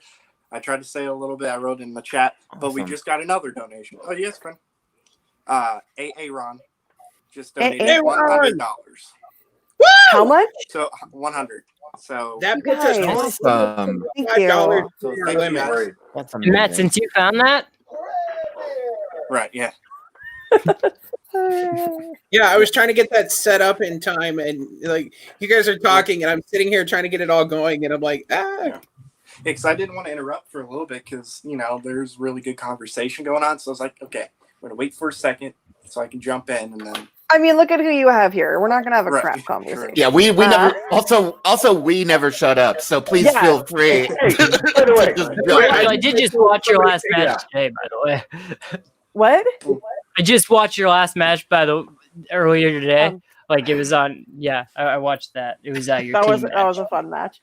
Yeah, That was filmed 10 years ago. I feel like 10 years. Yeah, I'm like it's in the studio, so it must have been like in January. It was, Someone it the was- other day, a friend of mine last night mid-February. was like, said something about like back at the beginning of quarantine, and I was like, oh God, remember the beginning When of was that? quarantine? Right. 8 years ago? Alex and I just binged the Watchmen TV show over the It's course so of 2 nights. good. And he was like, I love the way that ends. he's like, you want to feel awful? I'm like, no. He goes, that was I still haven't fucking The nostalgia episode. My God, that The needs to be best watched episode of by TV I've everybody ever right now. seen. It was yeah. so good. Oh my god, it was Back so there, doing relevant a and so season beautiful. 2, I'm half grateful and half disappointed because the first season was so perfect, and it's just ending with her stepping out on the water like she's the new Dr. Manhattan. Careful with literally, spoilers in like- case anybody here has anyone not. Guys, we've Oh. all been inside for 6 months. Yeah. If you haven't watched it at this point, like, watch You're it. not gonna- Although I was sitting I there. didn't with say Alex who and it was. watched- It could have been Christy Brinkley for all you know. There's a second season? No, there's no second season. Oh. No, Lindelof Yeah, said no. It's just a So miniseries. he learned from Lost. But it, No, but it I It's was. its own. It's I've a seen the first two self-contained episodes, story. and I am quite blown away by them. I'm slow getting through it. Yeah, it was really great because Alex It's, has uh, seen it like Christy 2 Brinkley times was, before, and then documented. like it was my first time. So I'm sitting there like trying to like I'm like, so this is gonna happen, and he's like, we'll see, and then it happens. I'm like, you're not gonna tell me I'm wrong. I know exactly what's gonna happen. I can call a script. Like this is. But we so never saw perfect. Night Owl. I know, right? That's, So that's why there needs to be a season 2. That's a loose Here's the thread. thing. No, I I would love still there to be say- season 2, but I don't want there to be a season 2 and have it disappoint me. Not I can't. yet. I can't put up with that. Not yet. We Wait till ever it's were, right. if we ever were to get an older version of Night Owl in that version of the Watchmen universe, Yeah. I want him to be played by Michael Keaton so he can play his third unrelated Birdman. Because there was already Birdman and the Vulture, and if you count Batman, just bird-esque, then that would make it his Winged fourth character. Birdman. Yeah. His fourth winged character. So good. Amazing. So But then good. there would be like the best montage of like him with just like unfurling wings, Just so much. all different types. That's awesome. Oh, that's fun. That's already happening, Subrath. That is a It is tomorrow coming show. out. You are a damn day early. We will absolutely. I guess I can plug tomorrow's show. real quick. Yeah, Devin's not even here, and he's the only African American among us. So, like that. No, I'm gonna plug tomorrow's show. You three have been on our show before. Our panelist Devin, Nikki's right hand, graduated from high school last week. So tomorrow, if you guys are open to jumping in shortly, we're doing a celebration for Devin's graduation. So if you guys, I can add you to our chat if you want, are more than welcome to just jump in and say, congratulations. But yeah, Devin has officially graduated high school. So tomorrow, personally, I have a brand new bottle of Grey Goose I'm gonna open, and I'm gonna. the whole thing. My dad would be proud. Well, I don't drink. There's the other reason. You can ask them. Things get really silly around here when I drink. So So this I is just- the point right here, right? Yeah. And then I I'm just- drinking. I can't imagine what it would be like literally starting your adulthood life in the middle of all of this. I know. Like how is it's crazy. like I Right? remember graduating in high school and being like super hopeful and like I have the two whole high school world was graduates ahead right of now. me and being My- like this is going to be amazing and so much fun. And I have all these plans for what my life could and couldn't be. And who You knows had a what it's going to end up drive-through with. graduation last week. Jesus. No, well, like when I graduated high school, it was my mom and I moved to Seattle like 3 days after graduation. And I got to spend the summer just going nuts. I went to raves up there. I DJ'd in clubs up there. I did a whole bunch of stuff I can't really talk about because my son will watch the show tomorrow. But That's another reason why I'm not having children. Yeah, and then I went to Arizona State, and then I studied film. Oh, kind of more. Yeah, and ASU, we get it. And then I worked in a record store during the same time. So it was Empire Records was my college years. It was great. What record store? Question for Rachel. Yes. Did anything? So Kevin Smith came out, and I had what I consider the definitive statement on Generation X, which is Clerks, Mallrats, and I was like, this guy's really hinting it. Things that came out that tried to glom onto that, like Can't Hardly Wait, Empire Records, or Reality Bites, my least favorite movie of all time. I was just so offended at. I remember, and I went to Reality Bites, and I was like, "What the hell did these people think they're doing?" And I love everybody in that movie. Yeah, I hate that movie. Reality Bites isn't my favorite of the '90s, but I feel like that section of like the '90s was a completely different it was like a 180 of what Kevin was trying to do and highlight in those early films, which I absolutely love. Just got approved. Oh, yay! This was kind of a last-minute thing, so unfortunately, I didn't get it out as quickly as I wanted. But I spent basically the whole day like coordinating this. So you know what? I found out about 5 minutes before we went live. I just want to thank. Yeah, Nikki, I know. Well, I messaged you early today. No, I just don't check Facebook. That's my problem. Well, God damn it. But no, I do want to thank everybody who's donated so far, or the three of you for taking your time to come hang out with us, because this is basically, if we don't do anything, Malcolm, if we don't come together as as a people and stand up for this, it's just going to get swept under the rug and it'll come back again.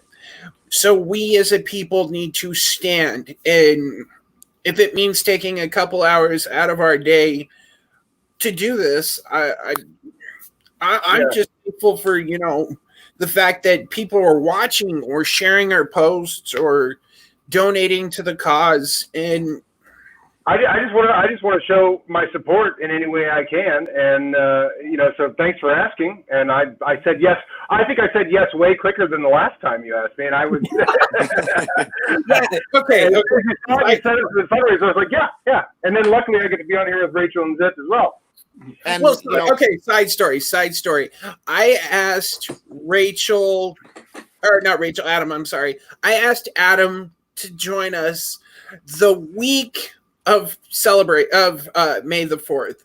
So I asked him about a week and a half early, and it sat on unseen for almost a week. And I'm like, okay, well, I really wanted you here because I know your guys' commentary for Star Wars is coming here, and Paul had just joined us for our May the 4th stream.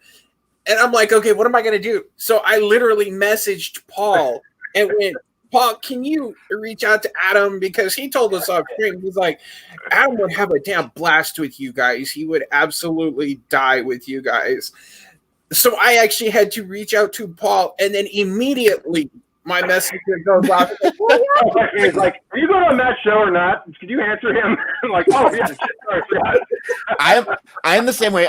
When people text me or message me things, if I'm like even remotely focused on something else, I'll see it, be like, I'll get to that later, and then I always forget. That's what I do. Yeah, you have to catch me at a very specific. Oh, hi, Alan. Yeah, you have to Alan's give me a saying very hi. specific time when I'm online to get like a very specific response out of me at this point. Yeah, I have to be in that like brain zone because otherwise I'm like, not right now. And then 3 days later, I'm like, oh yeah, there was a thing. Like, yeah, and like there's that law of Messenger where if you don't see it, then it starts going down the thing, and it's like, and then it's off, and it's gone. Like the state you can see, and you're like, oh shit, I forgot. Out of sight, out of mind. All right.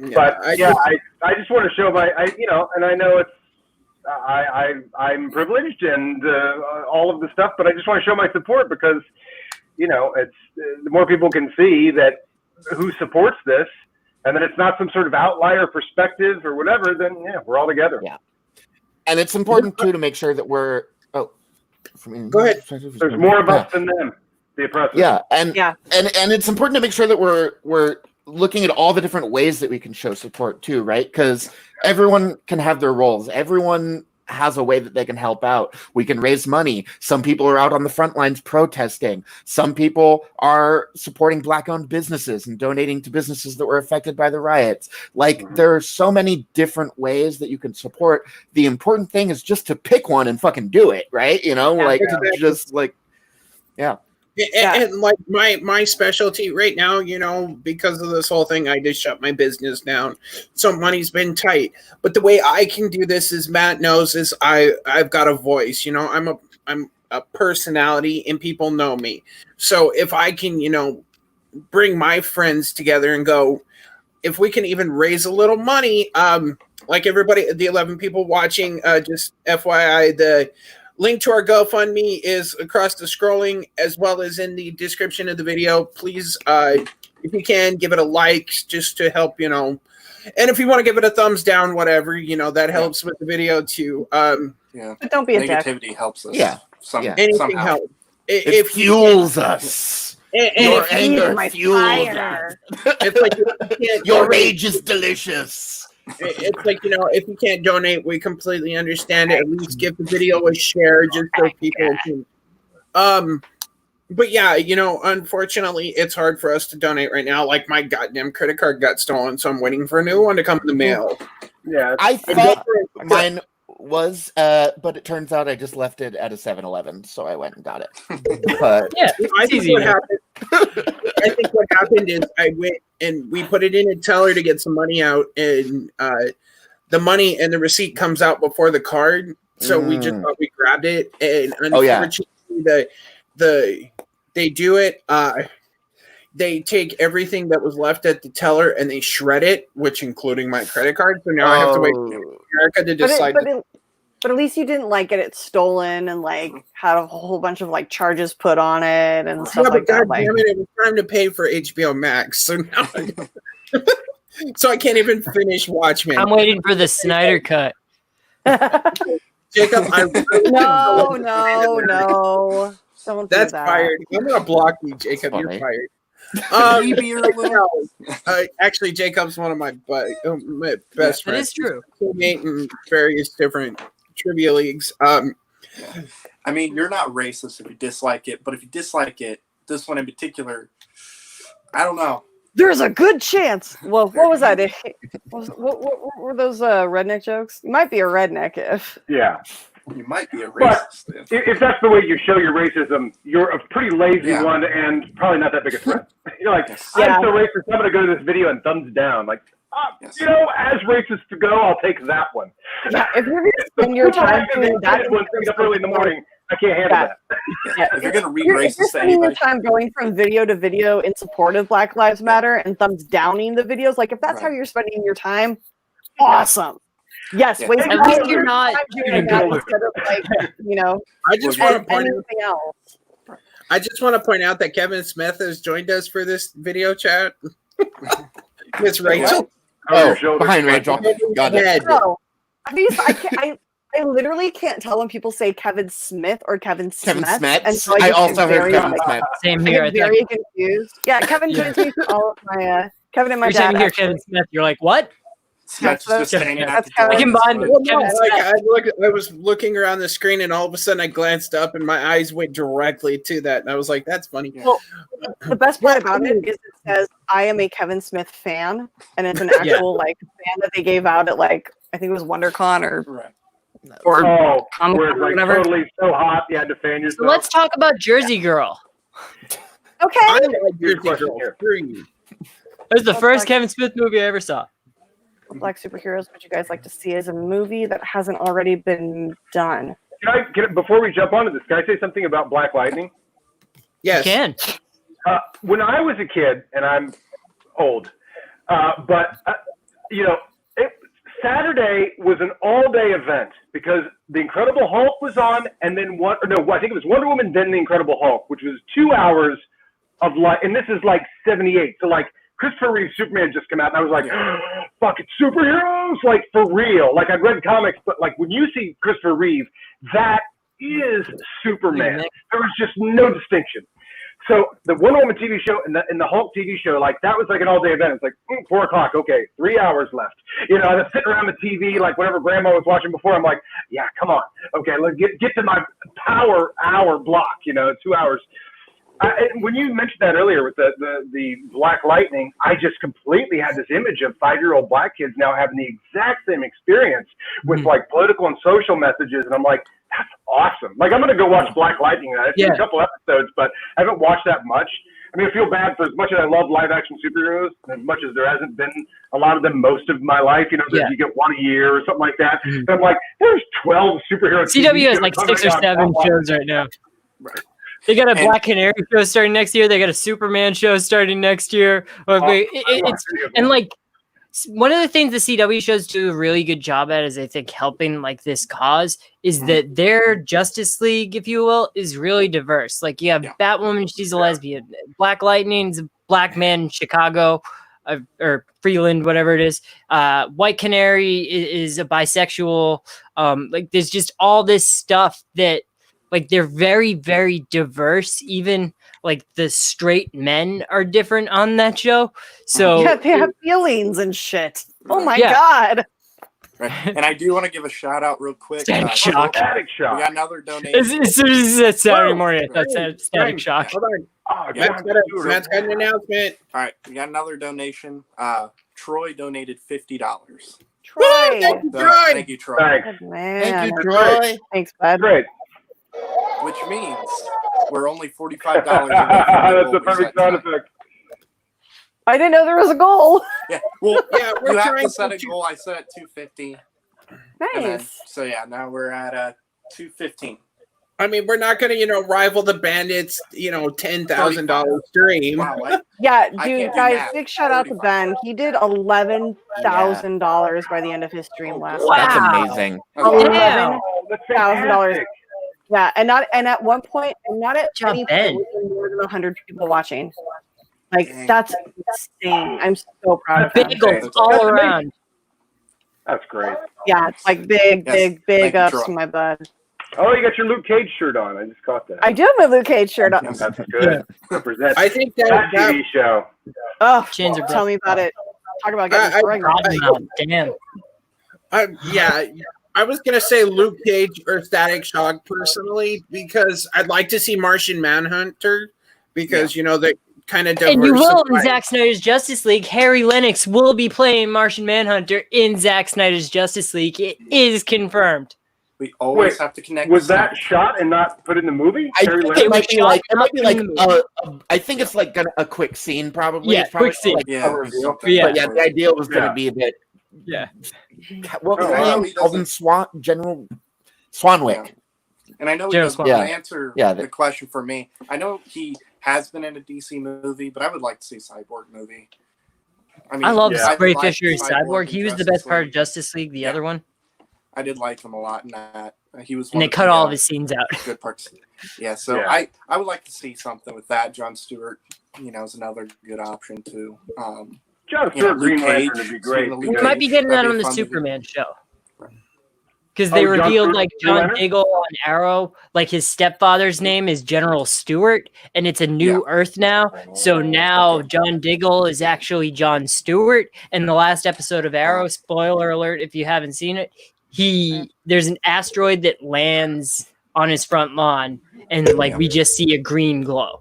So John Diggle is actually Jon Stewart, and he will become Green Lantern on the Superman and Lois television show. But they're doing a Green Lantern show on HBO Max, so it'll be interesting to see how they. Yeah, They are. it's probably gonna be like How did they Stargirl, do where it's that? Earth 2.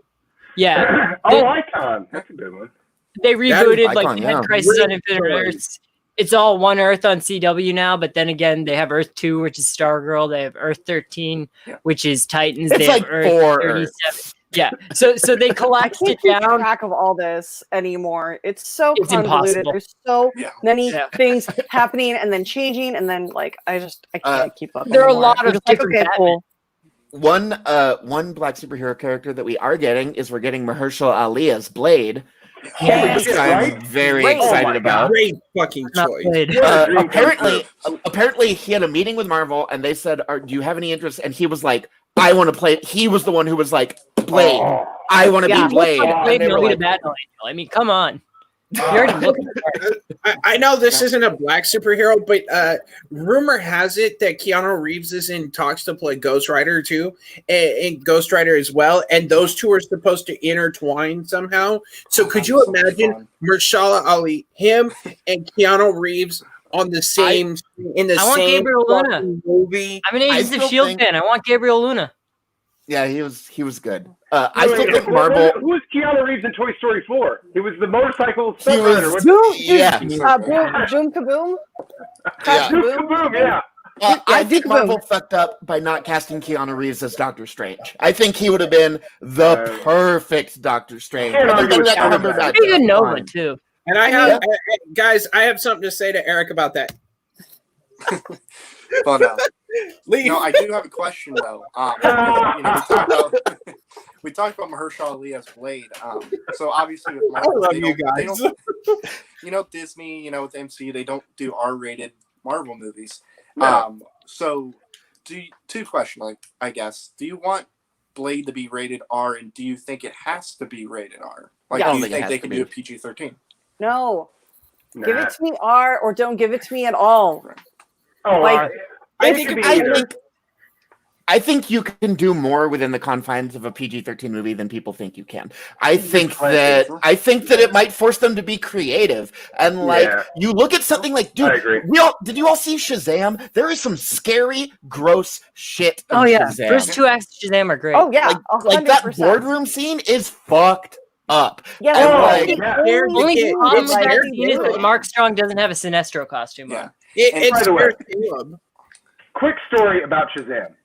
I went to go see that with a friend of mine, and he left at the literal worst time to go take a pee. And it was as soon as he left the theater to go take a pee, it was that scene where and the movie kind of it gets slow at that point. He leaves to go pee, and then kicks down the door, brings in the demons, throws the guy out the window, and I'm starting to laugh because I'm like, so much is happening, and he's Well, and you- everything is happening. And when he gets back, I'm cracking up. He's like, "What's going on?" I'm like, I go, "You will not believe what you missed." What? Well, like, okay, our biggest discussion here when you talk about PG versus R, Nikki's topic he always likes to bring up is Revenge of the Sith. If there was one drop of blood in that movie, drop of blood, it would have yeah. been rated R. Yeah. They decapitate Because Christopher Lee in the it can opening be sequence. violent. I mean, there's horror movies that come out that doesn't, that are PG-13, and they're scary as hell. So with the confines of being able to do it, you would have Keiko's to making a face. I mean, it depends on what kind of movie you're trying to make. Like, are you trying to make like a V for Vendetta style? Like during that fight scene at the very end of V for Vendetta, when he is facing off Which is against on all the Netflix cops now. and everything, which is absolutely go watch it. It's the first thing I did when all this started. I haven't watched it since. But like that fight scene that he does, where he's like slitting people's throats or whatever, like you can see the blood go off. Like it is a very comic book style scene.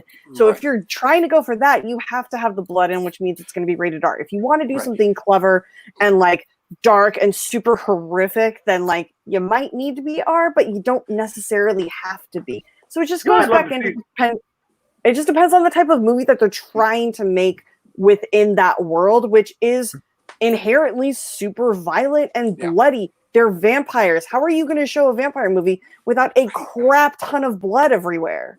They're not clean creatures. Yeah. Like I want it to be rated R for sure. Like Malcolm said, I think they can make it PG-13 and still make a good movie, because I think that's obviously the most important thing. Make it good, and then focus on what it's going to contain as far as like the amount of violence and stuff. Plus, Infinity War, it showed right there. You can have genocide, creatures get limbs cut off and whatnot. Well, you don't show blood. They don't show blood. Don't show a dick, and you're fine. Right, and I mean, it's not like he's going after humans; it's vampires, so they can kind of pull it off to where you can still have a ton. Yeah, but the vampires aren't the ones bleeding. I mean, Like you can't show like blood dripping out of vampires thing and not cut to the human they just decimated. Like that's not how horror works. Well, yeah, I mean, I'm saying like when he's going after the vampires, killing them and stuff. Depending on what they're going after, they could do it. You could do like a Buffy-esque dust or whatever. Only if they do Hush or the musical number. Right. Somebody just said Steel. I'd be down to get a good version of Steel. Well, and think about it. You would set it after the movie where Superman dies, Batman vs Superman. You would set it after that, like that period in between the two is perfect. Cut up for it. And also think of the political implications of like right now, like watching someone die and then determining to better yourself for other people's lives because that person is not there. I mean, it's kind of like the Black Lives Matter analogy for Steel is pretty fantastic, except it's Superman's death that propels him. But people would get the symbolism of that. I think for me, I mean, I'm always wanting to see female representation, regardless of race or sexuality. I would really love to get a Misty Knight movie, or I know that it's more Moon Girl would be amazing. Daughters of the Dragon. Yeah, it would be amazing. But there is one series that I absolutely love that has like a lot to do with it's an ensemble movie though. It's Rat Queens. Rat Queens is awesome. It's a great comic series, and it's fantasy, and there's like Rat Queens, RATQUEENS. But it has a lot, like that movie has to be rated R because there's a lot of like drug, sex, and like just killing everything. It's like they have there's like queer messages and there's race messages, and it's a good comic. It's a really good comic. I would love to see that brought to life, just to have that kind of world brought into the mainstream. But yeah, give me some. Or in Watchmen, there's the Night Sister. Is she an actual Sister Night? She's not from Night Sister Star Wars. Yeah. I realized that as soon as it came out of my mouth. I was like, nope. That's a Saj Ventress and all that. Misty Knight, though, like some actors could make a meal out of that character. Like that is I thought Simone Mistick was good on the show. She was the best part of Defenders with Colleen Wing, Daughter of the Dragon. Like, I wanted to see Iron Fist season 3 because they were actually giving the title of Iron Fist to the best actor on that show. Right, that's true. Have any of you guys ever read any Moon Girl and Devil Dinosaur? Certainly not the new version. So she is a 12-year-old black female inventor. She is like a super genius, and her best friend is a T-Rex. And I would watch the shit out of that movie. Oh, What? Yeah, she's a T-Rex, and they need to adapt that. It's a comic, and it's very like it's delightful, and like it's got a lot of kind of Pixar influence. I think it would be amazing animated. I thought I heard it was going to be like a show for Disney Plus. Aren't they doing something? I've heard rumors. I don't think there was any confirmation, but I've heard rumblings. That would be fun though. Yeah. That'd be a hit. She's awesome, and have they made a Spawn movie? We're talking about black superheroes. Have they made a Spawn movie yet? Todd McFarlane has been talking for the past 4 years about the Spawn movie he's trying to make. Michael Jai White was in a Spawn movie. Yeah, I talked to John about that a few times. He was not a big fan of that. Hey. Yeah, I mean, we already got it perfectly. Oh, hey, Rachel. Hey, guys. Close up on Rachel. How my boys doing? Hey, Malcolm. There's a lot of great comics that could be made into movies or TV shows these days. But I feel like they're also doing a really good job of representing so many different backgrounds and races and sexualities and religions. Like aren't they making? I think they're doing Ms. Marvel. Miss Marvel's getting made. I would love to see Miss America Chavez. She's an amazing character. Yes, please. I want to see. I think they're doing an increasingly good job. I think it was a slow start. I think they had to prove that they could. First, they had to prove that superhero movies could work. Then they had to prove that superhero movies could work telling one long story. Then they had to prove that superhero movies can work with a female lead. And now with, as somebody of color. And then now we're slowly working towards there's a TV show on Netflix about gay superheroes, and it's my favorite thing, and I cannot remember what the name of it is, but I want it to be a movie so badly, and it is so fabulous. Show. I need to find out what show you're talking about. Is it Lock and Key or what? Wow, that's really fucking this situation? Yeah. That's weird. Twins! It's too far away. I was gonna like put my hoodie on and really. Wow. I'll play the cop. Wonder Twin powers activate. Blue Marvel would also be a great one. Blue Marvel's an awesome character. I don't know Blue Marvel. He was kind of like a forgotten Marvel character that's been getting a lot more use again recently. And he's a sort of Superman archetype guy, but he's black and he's an inventor and he's fucking I love awesome. when they take like rando characters from the 70s who had one issue and then they like build them up now. I love that. Like that's so cool. I remember Blue Falcon from the Scooby-Doo. There was a superhero in Scooby-Doo called Blue Yeah, he was in the last Scoob movie. He's in the new one, yeah. He's in the new YouTube. Oh, that's amazing. Yeah, pop culture is fantastic now. I mean, come on. That 100% should be a forgotten character that only I reference and nobody knows, but he's got a movie. Well, hey, Adam, you want to get thrown for a loop? They also have Captain Caveman in Scoob. Yeah. Voiced by I Tracy literally Morgan, I got for believe. Christmas Captain Caveman. And it's fantastic. It's so good. I remember watching that cartoon and like always being like doing the Captain Caveman yell, and then like my little sister would be like, "And son." It was the best. Wait.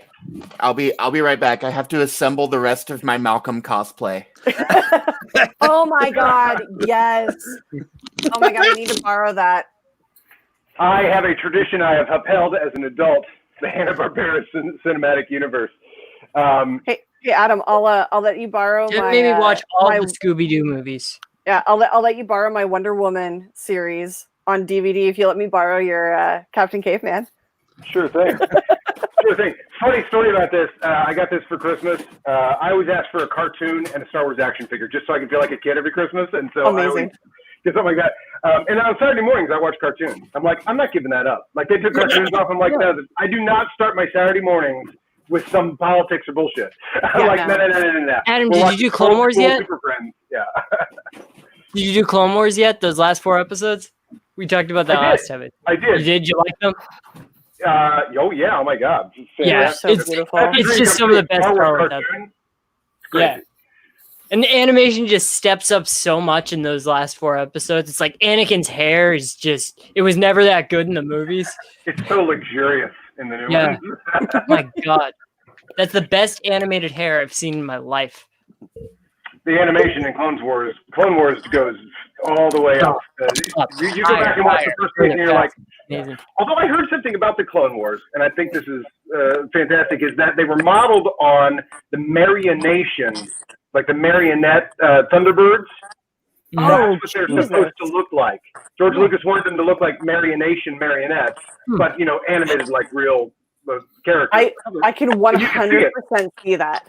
Yeah, I thought it was so great. That's my biggest thing about animation. Like, do they look like people? And I thought with the last 4 episodes of Clone Wars, that's my problem with Rebels. It's like that you see Governor Tarkin and his nose, or Chancellor Palpatine, their nose is just like that's not what people look like. So it always frustrates me. Cartoon. I like photorealistic animation, but that was pretty good. Yeah, but it's cartoony versions of people. Yeah. You guys are really screwing now I'm gonna play the guy at the bar when Malcolm comes with Eric Zipper's ID trying to get in.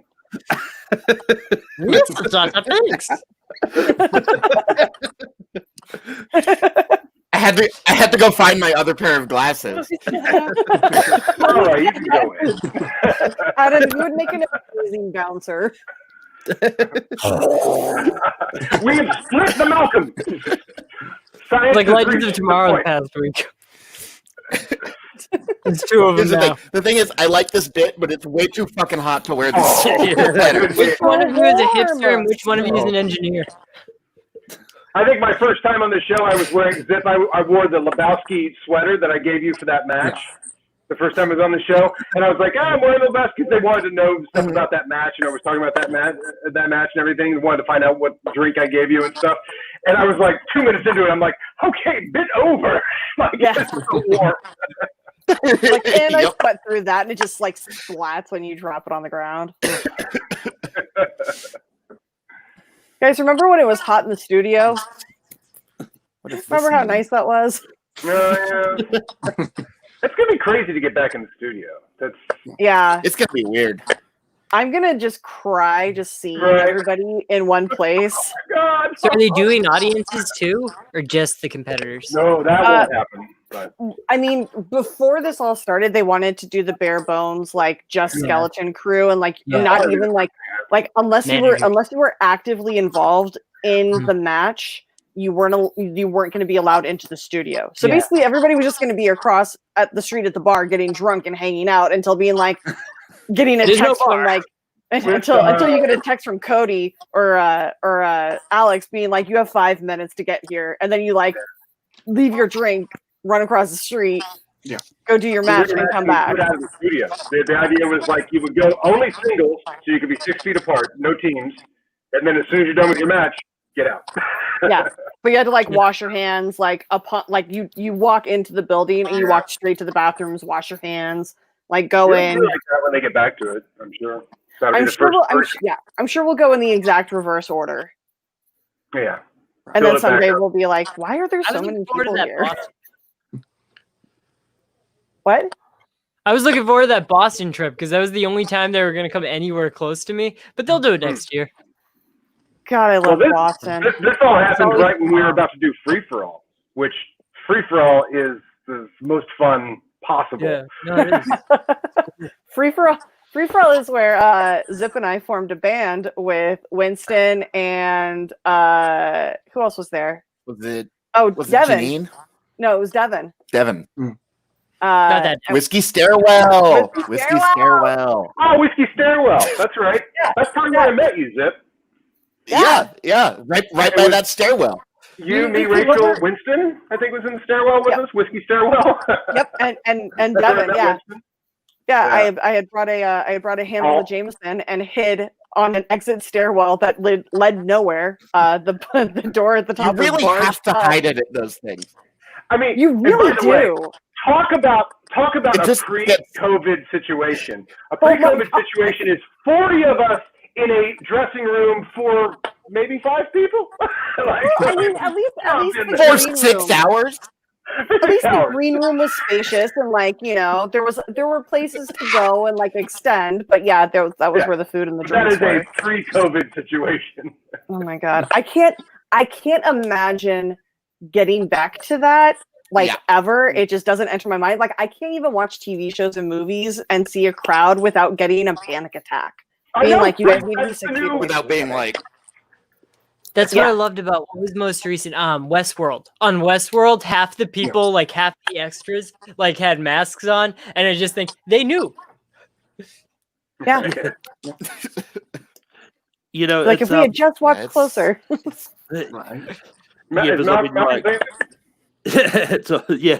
Oh, okay. I wasn't sure if you're. Yeah. It's well, like it's going to be interesting with forming stuff now too, because over here, one of our shows, Shorten Street, has just started forming again, and like one of the rules is the actors have to do their own makeup in here. And they've joked that you're going to see characters with really bad styled hair and makeup just because they had to do it themselves. Because It's going to be It's like gonna be like it's gonna be like reporters in Batman. all of a sudden every show is gonna be like all the college productions. Yeah. Right. Yeah, I do that on this show. I got really good. So I got cast as 3 separate uncles in a row. I got cast as every old man in every show I auditioned for in college. I got so good at graying my hair and my beard that one day after a show, I was hanging out with someone else on campus who I had like just met. Like I was talking to this guy, and then I mentioned that I went there, and he was like, "You go here?" I was like, "Yeah." He was like, "I thought you were like 40." I was like, "Stop!" I realized I still had all the gray in my beard. I was like, "God damn it!" Also, don't be ageist. What a dick. Everybody's so like me calling Zipper an old man, but like you're like what, 2 years older than me? Also, 40 is not old. I'm 32. I'm 32. 32, yeah, exactly. You're like 48 years is old. old. At that time, though, I was like 21, and the guy thought I was like pushing 50, and I was like, I gotta go wash this shit out of my hair right now. Somebody on a dating website today said that I was like, she's like, huh, you're like 12. It's like, no, I'm not. I'm like older than you, right? Honey, to be fair, unless you look like you're 30, you're gonna look like you're 12. That's I know. female logic. You're very young. No, it's like 70 is gonna be like the prime of my life. Right. Well, I mean, You finally look 40. if you Make it that wait, far. Nikki, how old are you again? 28. Okay, yes, but see, you Don't don't, buy it. but you don't present yourself in that way either. Yeah.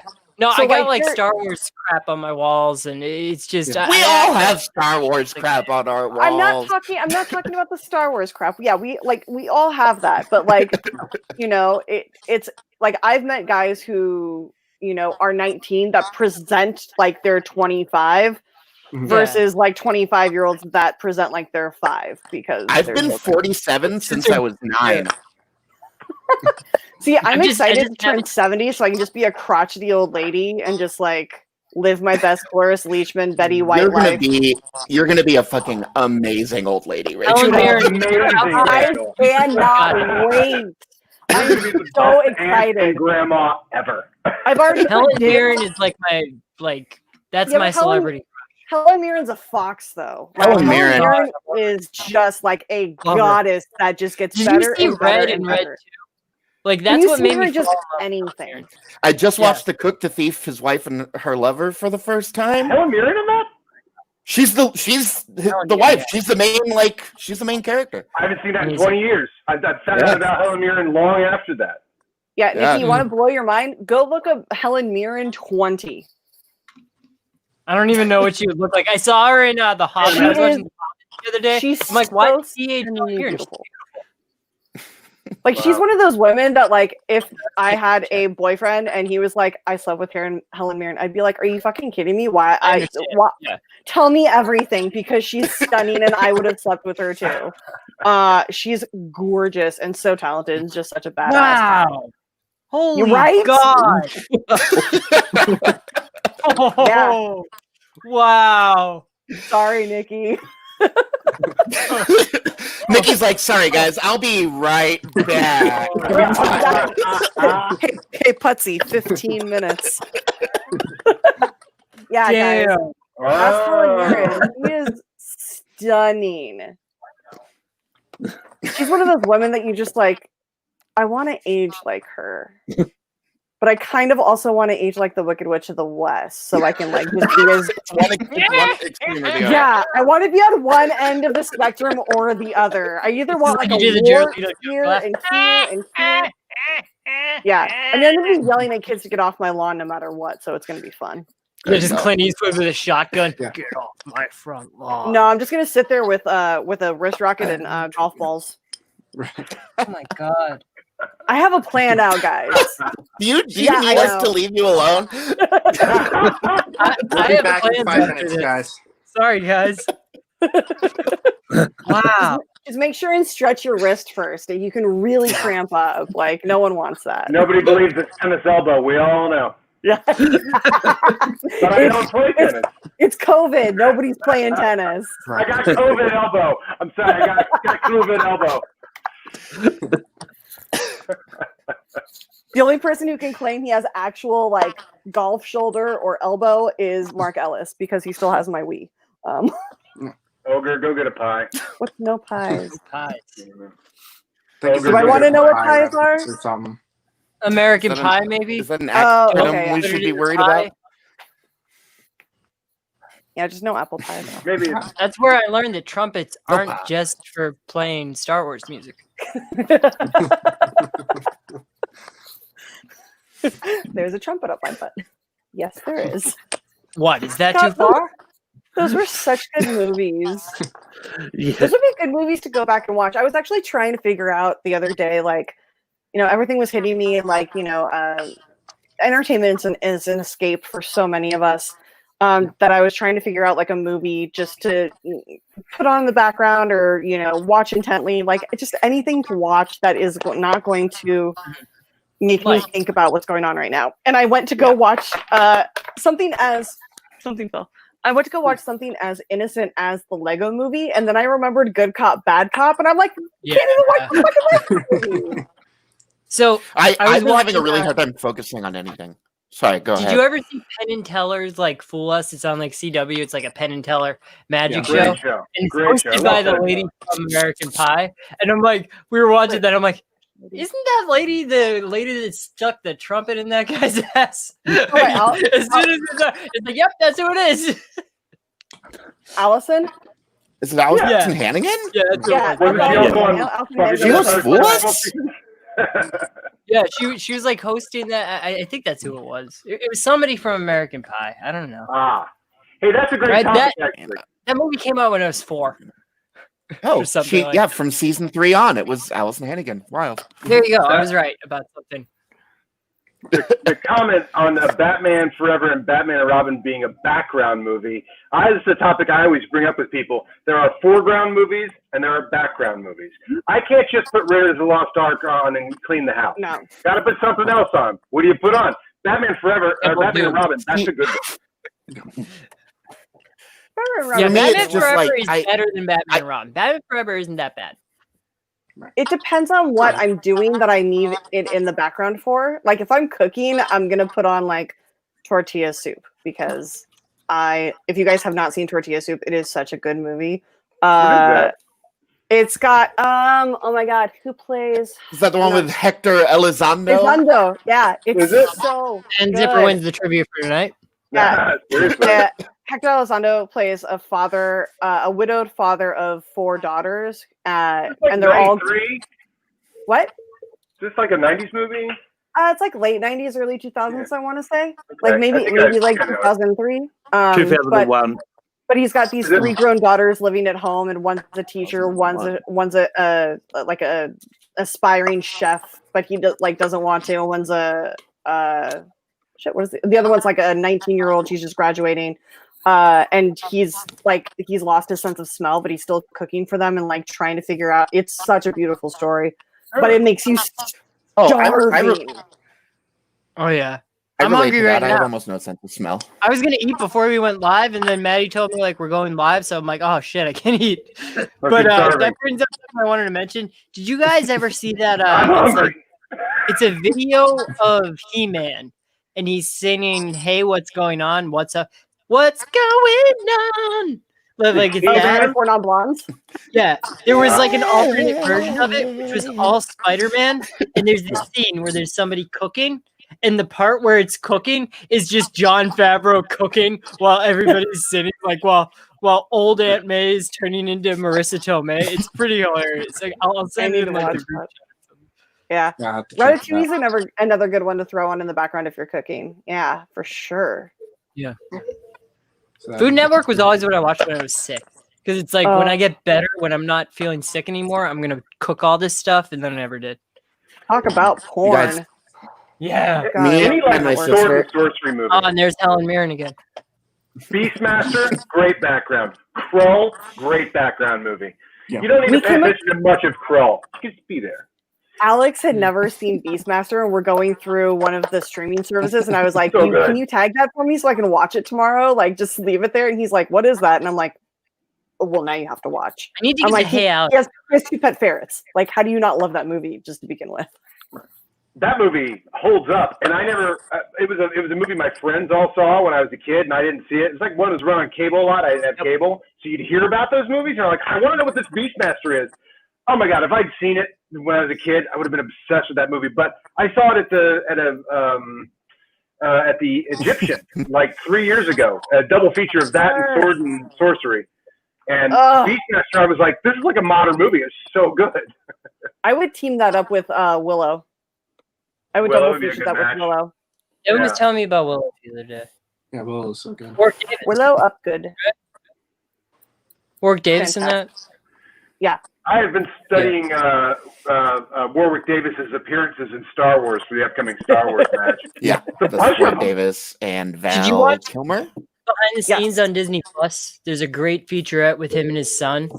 Like just for that quick scene where the shows the Ewoks watching the Star Destroyer blow up. Oh yeah. Oh, His son, the shooting of like, that. his son. Yeah. No, I brought up Rise of Skywalker. Now talk about controversy. No controversy there, man. That movie rocks. I love it. I love it. Speak for yourself. Don't get me started. Please Don't get him started because that movie's perfect. Like that's how I know that it's a I'm good not fun movie. to discuss My Star dad Wars. asked me to Wait, guys, we need to be there for Ryan Payne because he just watched The Neverending Story and had never seen Atreyu die. Chris, are you So doing he's okay? he's in a I swamp haven't of sadness seen right now. Yeah. Oh. Like, Ryan, are you okay? Because that movie fucked me up as a child. Can't even imagine what it's doing to adults right now. Right. Yeah. Not a great movie to watch right now. I mean, No. it's I mean, it's a better great than movie. some. I mean, I'm just the looking for the nothing seems kind of welcoming. Not gonna lie. I mean, isn't it? It's been a long time since I've seen that. Like I watched it a ton back in the day. But isn't that the kid in rough circumstances escapes into the book? You know. I mean, yeah. I don't know. Is it a bad movie or the perfect movie? Actually, I mean, like It's great. escaping into some fantasy, I guess. I spent yesterday watching the How to Train Your Dragon trilogy. Those movies are masterpieces. I haven't seen a So single one of beautiful. those movies. Nikki, Those are good. Watch them. do I don't know it. why. It's so beautiful. The Maybe first I one's can- great. I've also never had a dog. You don't have to have a dog. Yeah, they're great movies. I mean, actually, watching the first one through the lens of everything that's going on today, like it deals with race like incredibly well.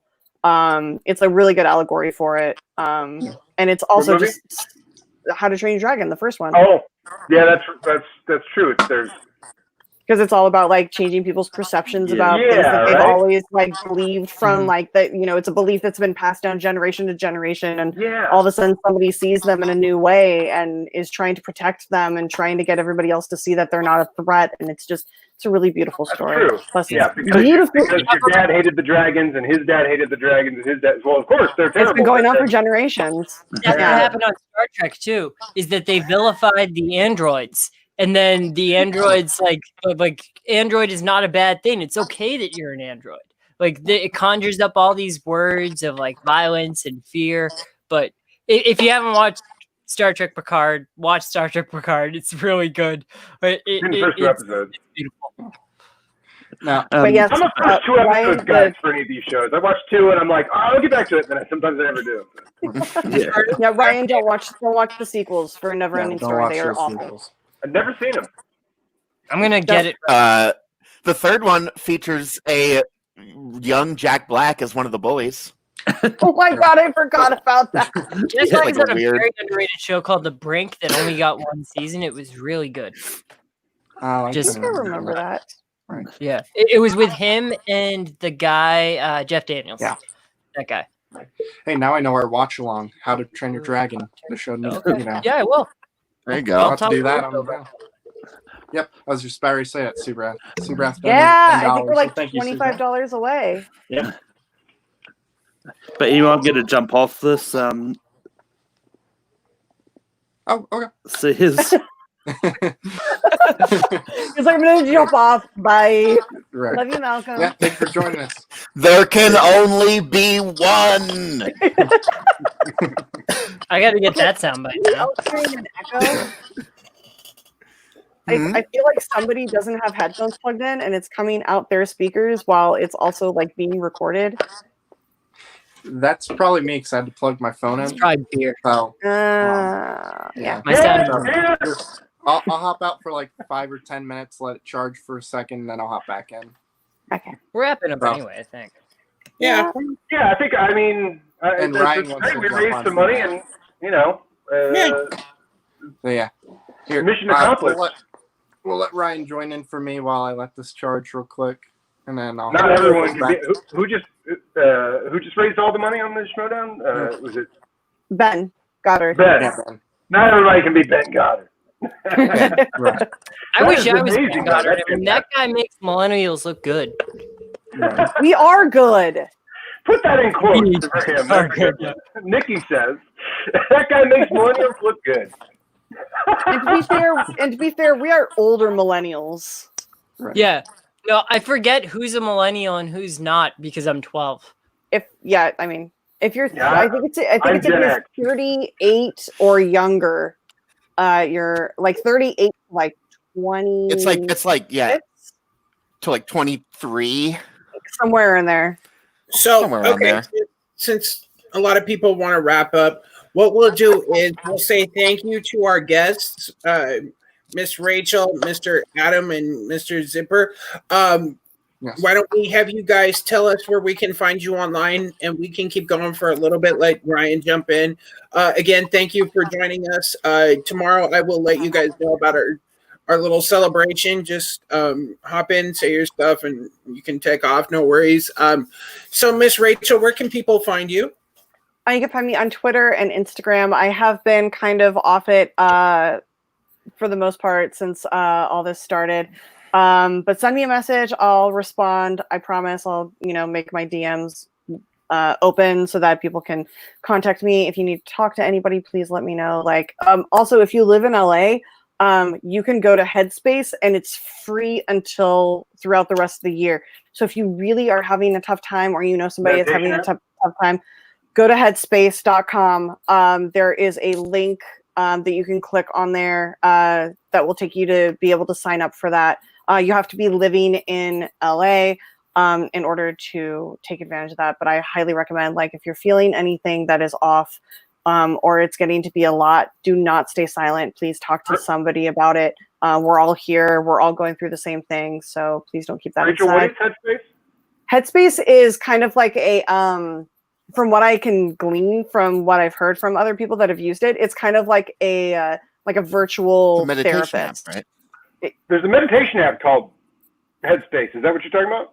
Yes. But they do it as a program. Like every Yes. day you get one, and then you go through, you listen to a meditation and you expand your ideas of what it starts very simplistic. I did it for a couple months once, and I would love to go back on it because it starts with a very basic idea of what meditation is. It's so simple, like anybody's like, oh, I can do this. And It then gets you into slowly being able to expands what you meditate. can do with meditation. It's impressive, actually. That's cool. Yeah, That's good to know. Check it out. And then, so find me on Twitter, Instagram at RM Silvestrini. I keep my Facebook clean, especially for right now, for just friends and family. So you can find my fan page on there at Rachel Silvestrini fan page.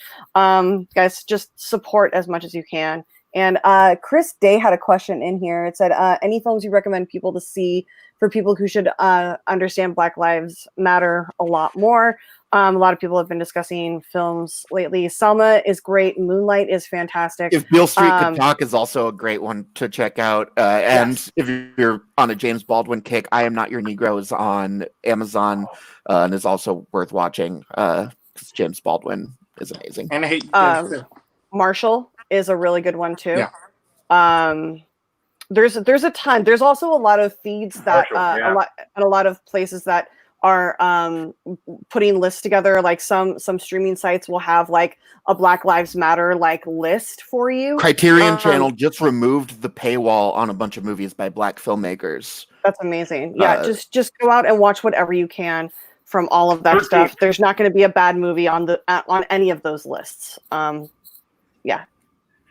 is free on YouTube right now. Yes. Ava DuVernay's documentary. And that is a fantastic movie. I just finished oh God, what's the name of it? It's important Michael information B. to know. It's such context for what's going on right now. It's total context. Michael B. Jordan and Just Mercy. Yes. there you go, Just Mercy. That is a fantastic film too. to watch. It is free on all streaming platforms. Absolutely watch that. That is a brilliant movie if that's one you're looking forward to. Again, Miss Rachel, thank you. I guess we'll just go to the man sitting next to me. Mr. Razor, where can people find you?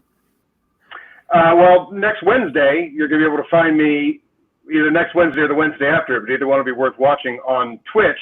There's a Star Wars tournament for the Schmodown, and so I will be competing against Molly Damon, the wife of the current champion. You couldn't ask for a better plot line thrown at me on this one. So that's what I would promote. And then, in terms of media, Ava DuVernay's 13th is a fantastic documentary. And definitely check out their commentary to Star Wars. It is hysterical.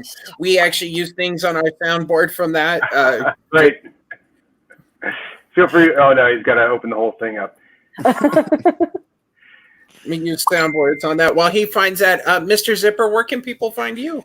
People can find me on Twitter at Grog is here with 2 G's at the beginning. You can find me on Letterboxd, but more important than any of that right now is just look around for places you can donate to. There are lots of petitions going around that you can sign. Bail funds. Support Black-owned businesses. There are most major cities. You can find a lot of people are compiling documents of Black-owned restaurants that you can support. Lots of businesses affected by the riots and the looting have GoFundMes. Twitter is an amazing resource for all of that stuff right now. You can find all that stuff there. Hate You Give. That's a good one, yeah. Hate You Give is an amazing movie.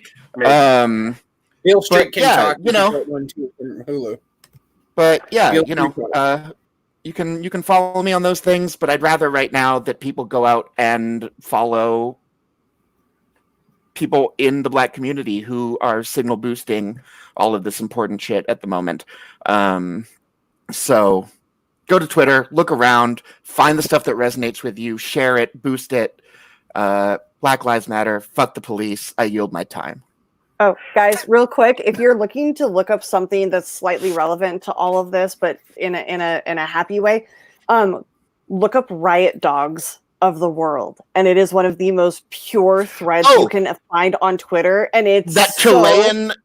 Oh my god, so beautiful! The black dog with the red bandana around his neck, and then there's one in Greece, and there's one in Australia. I think they're Riot Dogs. They're dogs like street dogs that would show up for riots and like they hated the police. Rioters.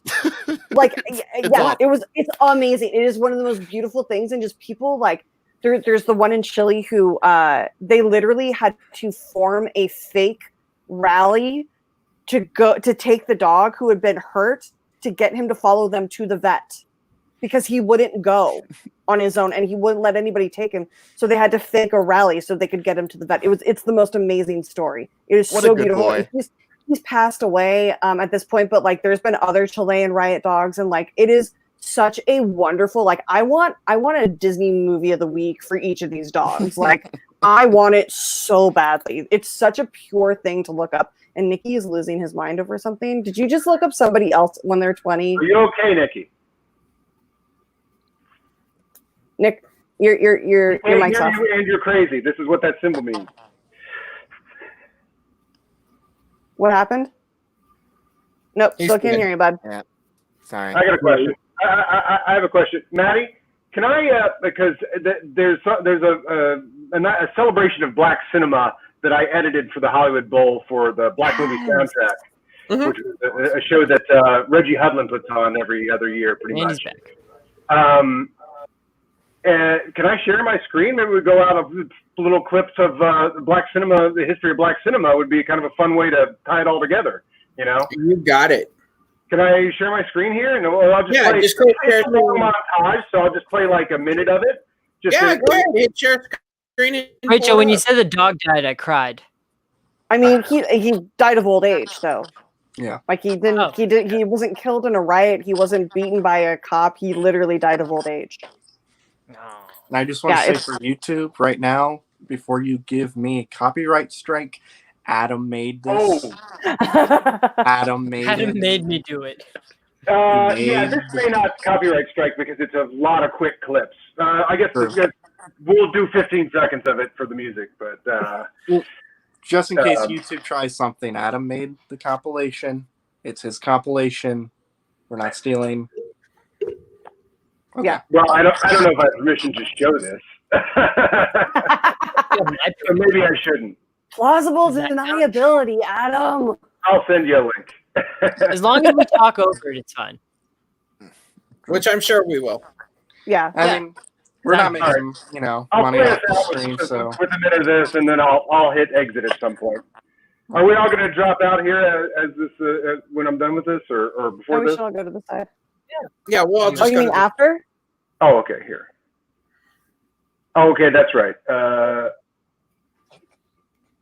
Oh, guys, there is a video. It's about an hour long on YouTube. I will be posting the link to that on my Twitter, Instagram, and Facebook fan pages and stuff like that. If you go and watch it, let it just play with all of the ads. It is monetized, and then let it watch. If you're literally just gonna not be using your laptop for like a few hours, just like literally set it to play after every like 5 other. So you want it to play fully, and then let 5 other videos play, and then go back to it. And it every time you watch it, it helps monetize, and it goes towards Black Lives Matter support. And just it's so easy just to let that play in the background, and it's literally you don't do anything. Oh, it's on Safari. Yeah, hold on. Let me find the link here. Let me put it in Chrome, and then I bet this will work. So if I can have 2 tabs up here in Chrome. Yeah, and then when you do it, share Chrome tab. Oh, okay, yeah, this will work. Here But we go. make sure you click share sound. Oh, there it is. Okay. All right. Here we go. Share screen. Here's a couple minutes of the history of Black cinema, and yeah, this is pretty interesting. Let's see. All right. Do I have it there? Oh, did we see Mr. Poitier? No. No, Man. I don't think you shared your screen. Oh, Chrome tab. There it is. All right. You're like, it's played for me. Here we go. Opening montage. Oh, there we go. Hold on. There we go. We're getting Took full me a screen here. Yes. Look at him dance. Right. Oh, he was so beautiful. Will Smith. I love all of these movies that we've seen so far. These are some of my Even favorite. Die Another Guys, Day. in the heat of the night, go watch it. Imagine this with a full orchestra. I'm gonna watch Die Another Day after seeing Halle Berry. No, go watch In the Heat of the Night. I know, but Halle Berry was there. Oh, Blues Brothers. I know. I God, keep these seeing are all these so movies. beautifully I done. know what those are. Oh, Best Friend. Oh, that was the best. Was that was the Denzel. best man, right? Yeah, Best Man Holiday. Yep. Yep. That was the first one. Oh my God, Kid and What is it about Play. Denzel that makes everybody smile? Right Man Can't Jump. Oh, The Holiday. Oh my God. Those two. Oh, Blazing Saddles is pretty great too. Just saying. you're black? Sister Act, Whoopi. Oh, the Whoopi's on the Liz. best episodes of Next Generation. Spider-Verse, of course. That would be a really good one to watch right now too. Yeah. Guys, The I kid- need In the Heights to come out like now. Well, Craig Robinson singing Black Eyed Peas in Hot Tub Time Machine 2. One. There's a It's little a of that. high point in It was the human first history. Hot Tub Time Machine. It was? With Hot It was Tub the Time first Machine one. 1? Wow. Yeah, the second one they go back to prevent them from killing Lou. Because he invented Lugal and then became like a drug addict and Oh, that's right. That's right. God, that sequel went in and out of my head very quickly. because it is awful. The first one is amazing and gave us lines like Great White Buffalo. Yeah, they Which just kind I- of merged which together I- for me too. Yeah, I leave that line whispered as a voicemail to some of my best friends and my sister like all the time. Like that's all the voicemail is. It just goes beep, Great White Buffalo, click, done. And then you get a call back and they laugh. Willie's Like, on the field. Yes. And there was much rejoicing. But guys, I do have to get out of here. Thank you so much for having me Thanks. on. Yeah, but- thank you so much for joining and for us. raising money. Thanks for raising the money. Yeah. Awesome. And thank you all for donating. Like Yes. that's Yeah, a big deal. And I know a lot of absolutely. people are doing these, and it's just whatever you can give in any Right. way, shape, or form, It's just so whether it's financial it's or just so important to be active. Yeah. And the Yeah, to be GoFundMe involved will and be be active. running It's for. so tempting. Oh, sorry. Tempting. I was just saying it's so tempting to like check out right now, but I appreciate everybody who is doing their best to like stay in the fight.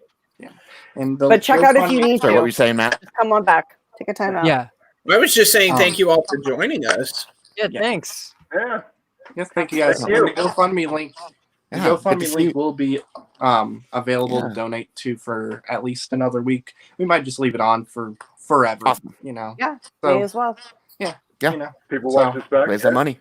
Yeah. So if you guys can't donate today, you know, Hi, Alan. it's always open. And then even if it's closed, you can always go to NAACP and donate to them straight there. So.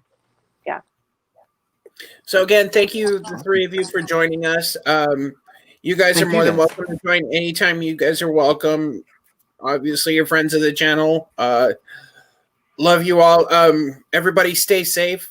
I know this is it's easier said than done, but and just remember, I'll say this again later. It's easier to be a happy, nice person than it is to be a dick. And we could all use a little peace and harmony in our world. Yeah. So Yeah, again, a lot of talkers out there haven't learned that, but I think everybody else is behind this and wanting the peace. The biggest dicks are still going to be the dicks, but I think they've lost numbers. They have lost numbers. It's not that fun to be a dick, I don't think, for them anymore. The right. biggest Not the dicks winning do not side have anymore. the biggest dicks. No. But yeah, thank you guys Make so much. being nice the cynical choice, and we'll all win. So again, thank you guys for joining us. Yeah, just Be kind.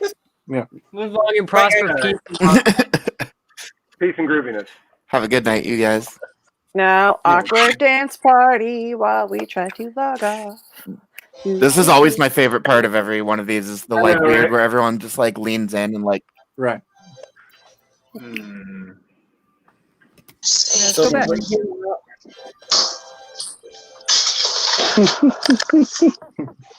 that was fun. He needs to figure out his damn connection. He wants to get involved. He's trying to get in, but every time he does, his device won't connect. Is it Ryan? It's iPhones, bro. I'm just Yeah. getting the iPhone. Okay. I just got Yes, one. Ryan did want to So join. He didn't have his window. Well, he's got the link. Let me Right. personally. Well, I sent it in our little. was it my connection? Devices are connected. What's your fault, Subrath? Hold on, I will send it to him directly. Was it my connection that was having a problem, or was it? It might have been your connection because it looked like you were cutting out sometimes. So that could have been the Okay. case. I can't really see what's wrong, but I didn't want to come back. So- So. No, but thank you for letting me share that story and just talk. Yeah. So Alan, if you want to jump in, send me a DM. Aaron, same thing. anybody can join in. I recommend also for a lot of you guys Donating also. at least $5. Yeah. I Donate recommend $5 Straight Out because Compton it's too. Straight Out Compton and Moonlight are two movies also that I think people should definitely get into more. I know Moonlight doesn't really deal with that topic as much as Straight Out Compton does, but they Yeah. are really two important films as well. I mean, Moonlight Straight Outta deals Compton with has a it, little so- bit of it for sure. It's You so know, in the movie, you know, obviously with everything going on, there's some of it sprinkled in, you know, throughout. But you know, I mean, if you want to watch something that's strictly focusing around this, you know, Hate You Give, Just Mercy, you know, movies like that. Or, It's funny you said that one because Waves is Aaron. another one I recommend. I do recommend Waves too, even though it's not like about protesting and whatnot. Waves is a good one. Color Purple and 12 Years a Slave also. Color purple. Well, it's Whoopi, Mike. funny that you said the hate you give because that's what Alan just brought up. Yeah. Yep. Yeah. It's a That good was a one. good one. Oprah's in The Color Purple too. Yeah, true. So Yeah, she is. She's in Selma too. She produced that. Anybody seen the Spike Lee short film that just came out? Well, it's kind of, I'd say it's a short film. It's called Three Brothers. I talked with some of the people for the short film community today because a lot of people were asking if that's even considered a short film because Spike Lee put together 3 clips. One was Radio Raheem from Do the Right Thing, and the other was Two Events, also including George Floyd. And this was footage. I myself looked at this film and I've watched it maybe 3 times now. It's an incredible documentary. It's on YouTube. It's everywhere pretty much. Spike Lee did. I call it a short film because it's such an important message and it's such an important story itself. And Spike Lee always brings that really important stuff. But and a lot of people make jokes about the short film awards, but it's about these kind of films that really matter to people, especially someone who's come from that, with the stories that we've all told. Three Brothers is definitely one I could recommend, and definitely a high list for sure for films to check out, short films right now, because that one is it's fantastic and it's well done. Right. Chris, question: did you know there are 2 video games based off of you? Based off of me? Yeah. On Xbox. How is that possible? I don't know. That's what I'm wondering. I was on eBay because I was shopping What are the on games? eBay for some video. I swear to God, if one of the games involves playing, Saints Row? No, I didn't get that one yet. I was focusing mostly on Star Wars and whatnot, but I love Knights of and the then Republic. I got like Knights of the Old Republic, Lord of the Rings. I played Star Wars Battle for Naboo this week. It's the best. It's great. But as I was looking, I found 2 that were based off of Chris. Here's the first one. God. First one right there. I'll take this, that. And I was like, oh, why is Chris so familiar? Oh yeah, that's right. And here's the sequel. Shrek 2. Shrek 2. So what does that make you? What does that make you, Matt? Donkey? No, that makes me the player. Put some boots as I play. Puss. So yeah, I thought that was pretty cool. That's funny. That was pretty cool. That was there. So I didn't get to say this, Matt, and we haven't really got to talk to a lot of people also who are fans of Titan Trivia. Get the fuck out of here. We really sorry. Didn't even know. I didn't know. No, we didn't get a chance, and Matt and I haven't really talked about it either. Matt G and I, we didn't get a chance to really. Chris, fix your internet. Is your internet working, Chris? Yes, it should be. Can you guys hear me? What? Can you hear me? Your lips are moving, but we can't hear you. One sec. What?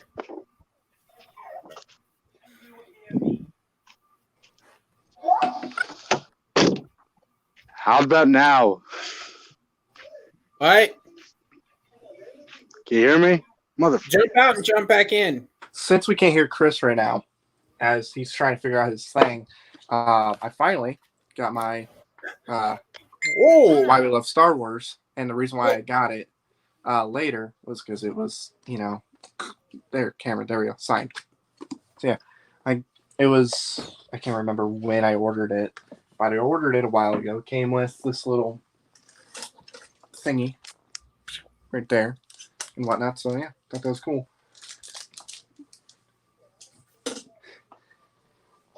I can't believe he actually fell for that. I know, right?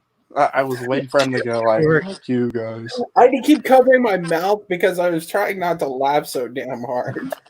Oh, I was just laughing. Like I was doing the Hux bit and everything. Right. Well, no. Wow, we just jumped up like 3 viewers all of a sudden. We went to 1 and out. I mean, wait, Matt. Okay, Matt.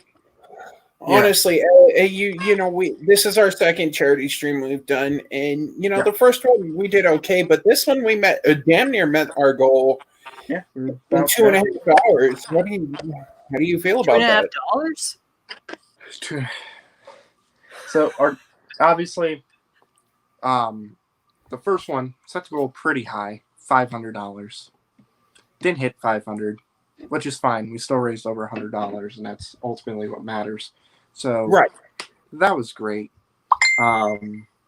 So, seeing that we lowered it to 250, which I thought was still, you know, going to be a little challenging to get to at times.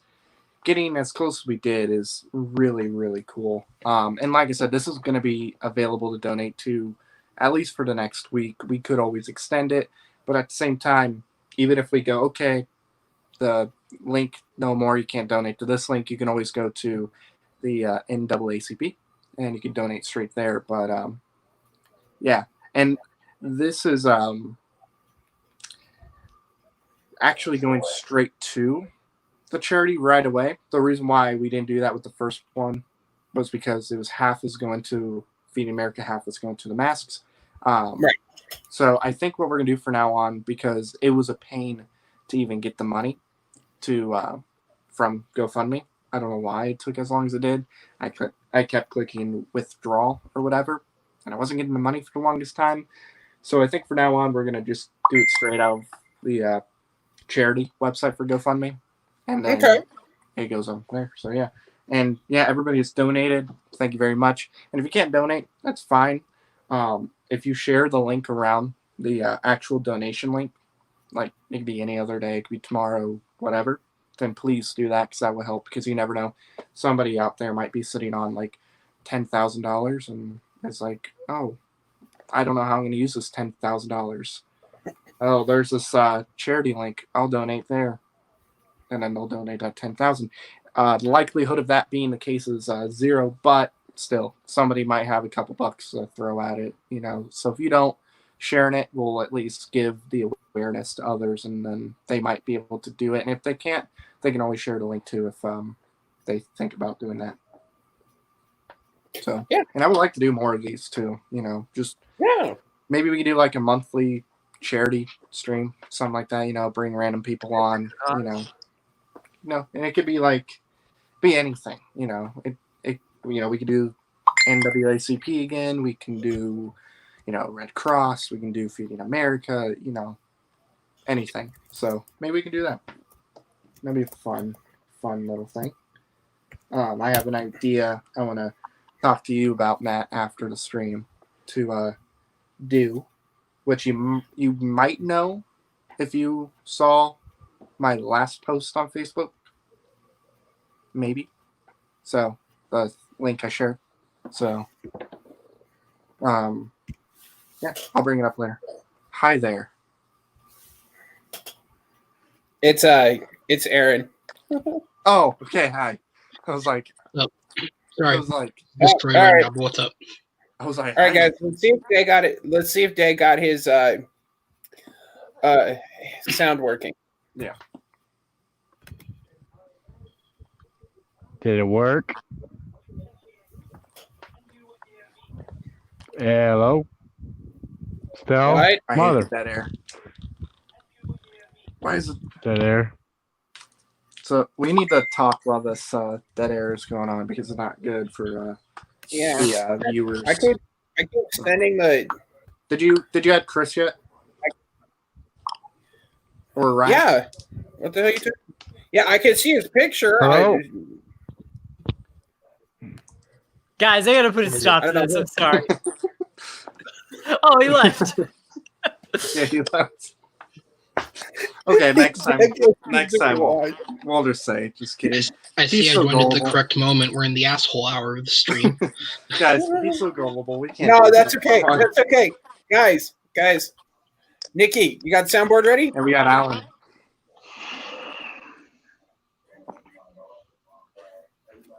I guess it don't work. Alan, you're working for us. Apparently. Do you hear it? We can't hear it, dude. Fuck. Quite an intro. Chris.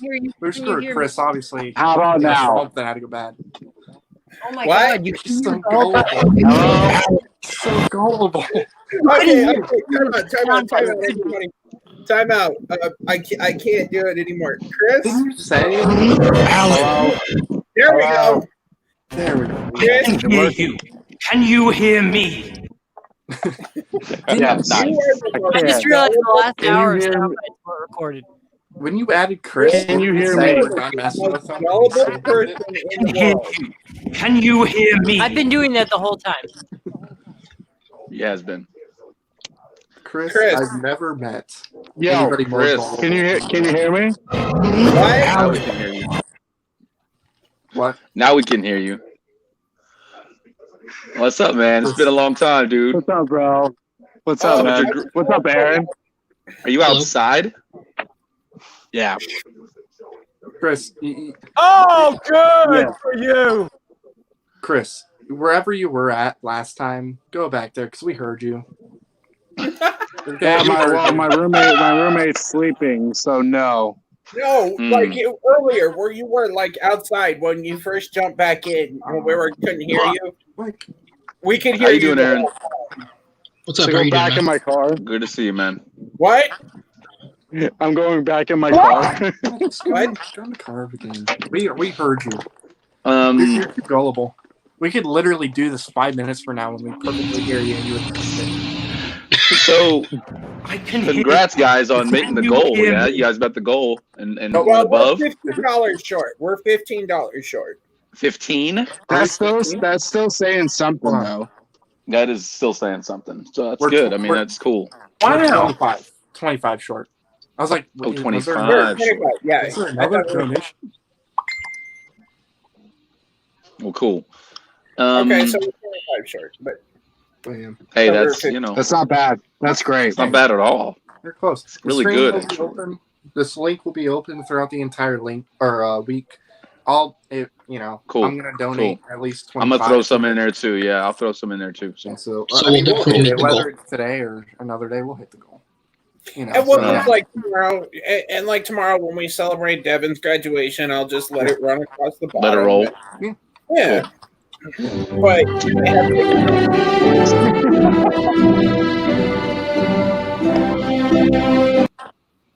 and then don't forget we have to and teach, and gentlemen, don't forget we also have to teach Devin and Nikki the birds and the bees because our Devin has become a man. That's right. He becomes all grown up.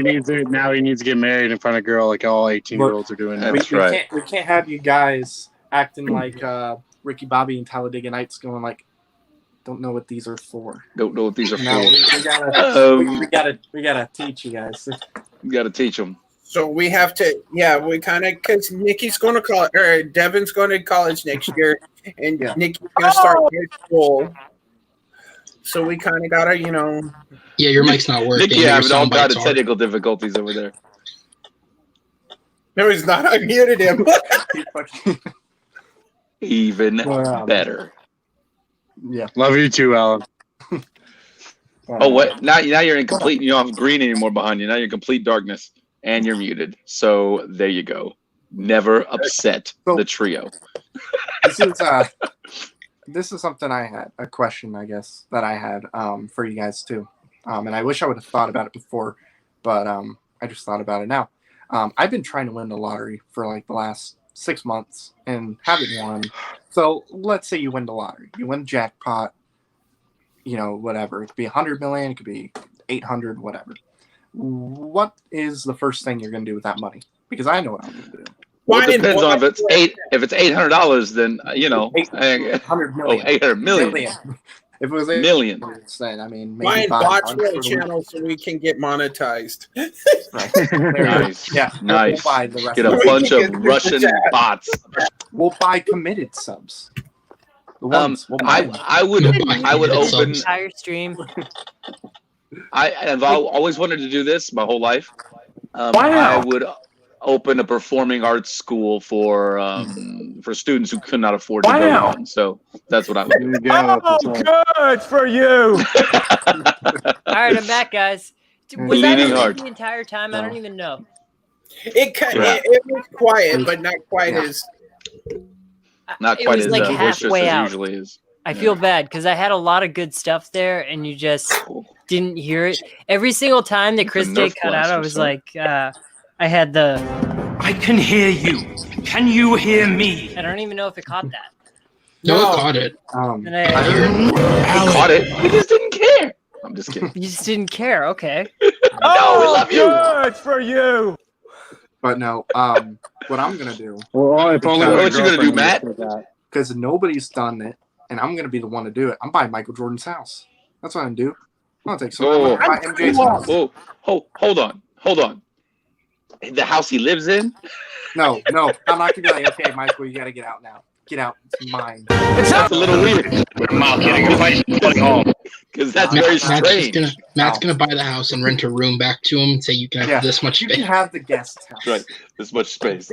Right. The guest house is probably bigger than my apartment.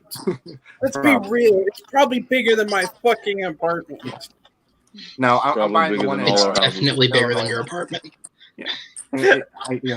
Well, the house he's been trying to sell. At least his apartment's big. Mine's small as fuck. Well, the house, his house. Bye, Chris. The house Michael Jordan has been trying to sell started out at like 30 or 40 million. Then now it's at a pretty affordable $14.9 million. Oh, that's it? Wow. I'm just like, Let's why go is buy it now. I was like, I'll buy it. Hey, That's not bad. I'll sell this ukulele and then we'll go buy it. There you go. Buy TMG Entertainment MJ's house. Yeah, there you go. That's Or the can you next actually play that? Yeah, guys, let's just all That'll go be around it. MJ's house. Yes, we're just gonna barge Or in. can you actually play it? Hold on. Can I play the ukulele? Yes, I can. Play actually something that I can sing, like something that everybody knows that I can sing along to. Hold on, let me set this up so I'm I can. scared by the fact that he's gonna sing. Oh no, I have What? a voice of the. Hold on, let me see if it's in tune. There we go.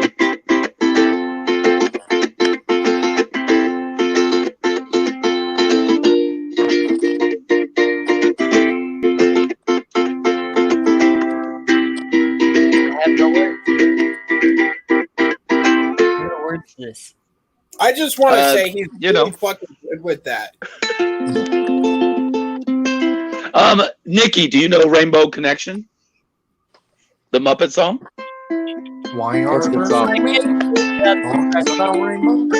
Matt does. Oh, I know Matt does it. Yeah, he does. Only part of it. All right, let's go up the.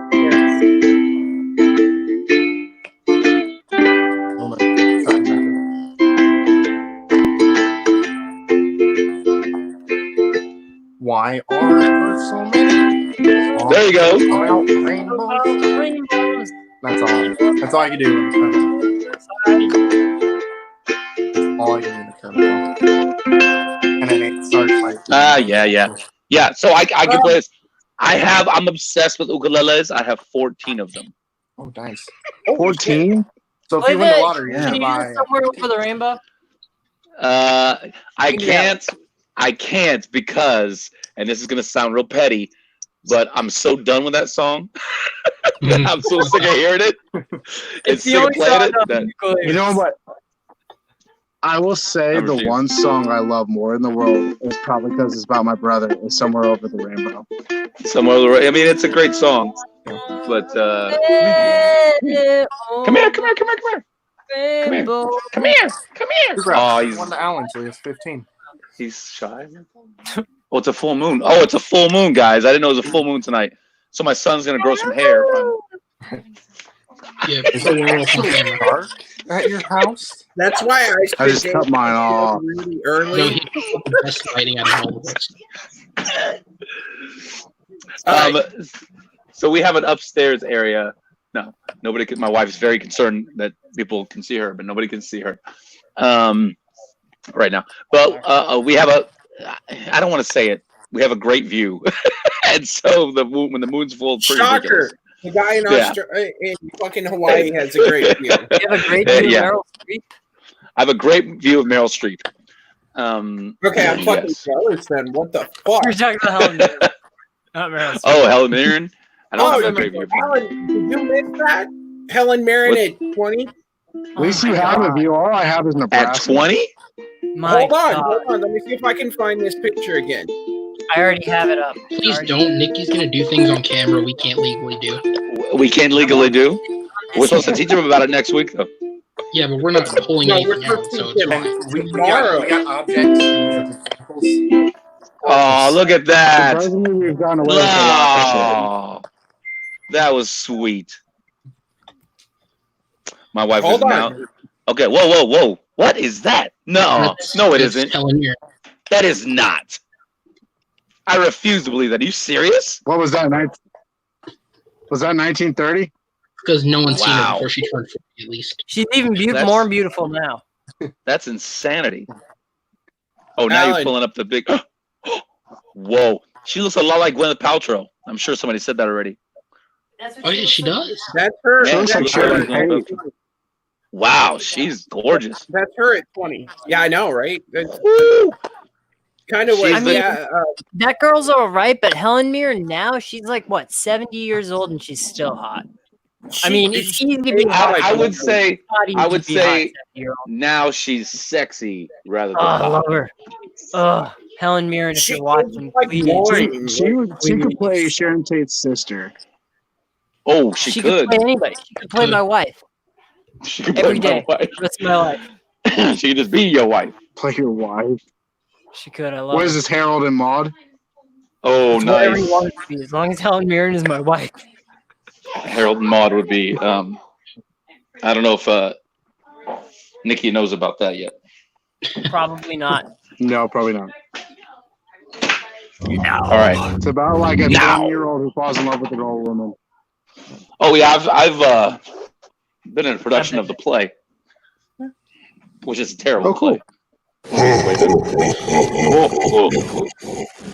All right, this is the first time I I'm know going that up voice. on my second floor. Oh god, this is Is that terrifying. what it looks like nighttime over I there? hate that. Then he I hate falls. that. If we all Oh, good for you. Hold on, let me do this. Just kind of high. Can I switch cameras on here?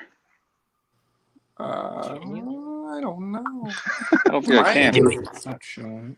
Well, here's the. I don't think so.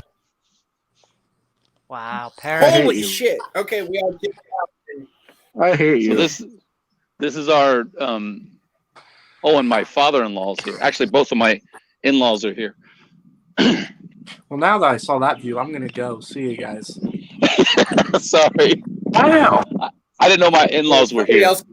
I love Matt Pierce thumbnail. It's just I'm like, on a live stream. what? That was me in college. They're saying, "How's it?"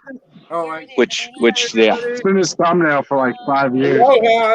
Hello there. This is the first time I've been up here, so I'm a little afraid of heights. So Hello there. What was that? So uncivilized. when there's walls, it's gonna be better. I'm gonna cut those branches down Alan. tomorrow. That's in I like how he's Honolulu, trying to have a right? conversation while What's Nikki's that? playing sound bites in his ear. I'm just glad that the sound bites work now. Should actually right there. All my best stuff fell in deaf Yeah, right when it ears. goes down. Yeah, sorry. What's that, Nikki? Alan. Yes. Oh my God, this is terrifying. Okay. I just want to say, We're watching Fear Factor live on YouTube. That's right. You are. Where's Ludacris? Come on. You could just see the sun is peeking out way over there. It's going down over that way. Okay, I think we all So, Alan, what time is it in Hawaii?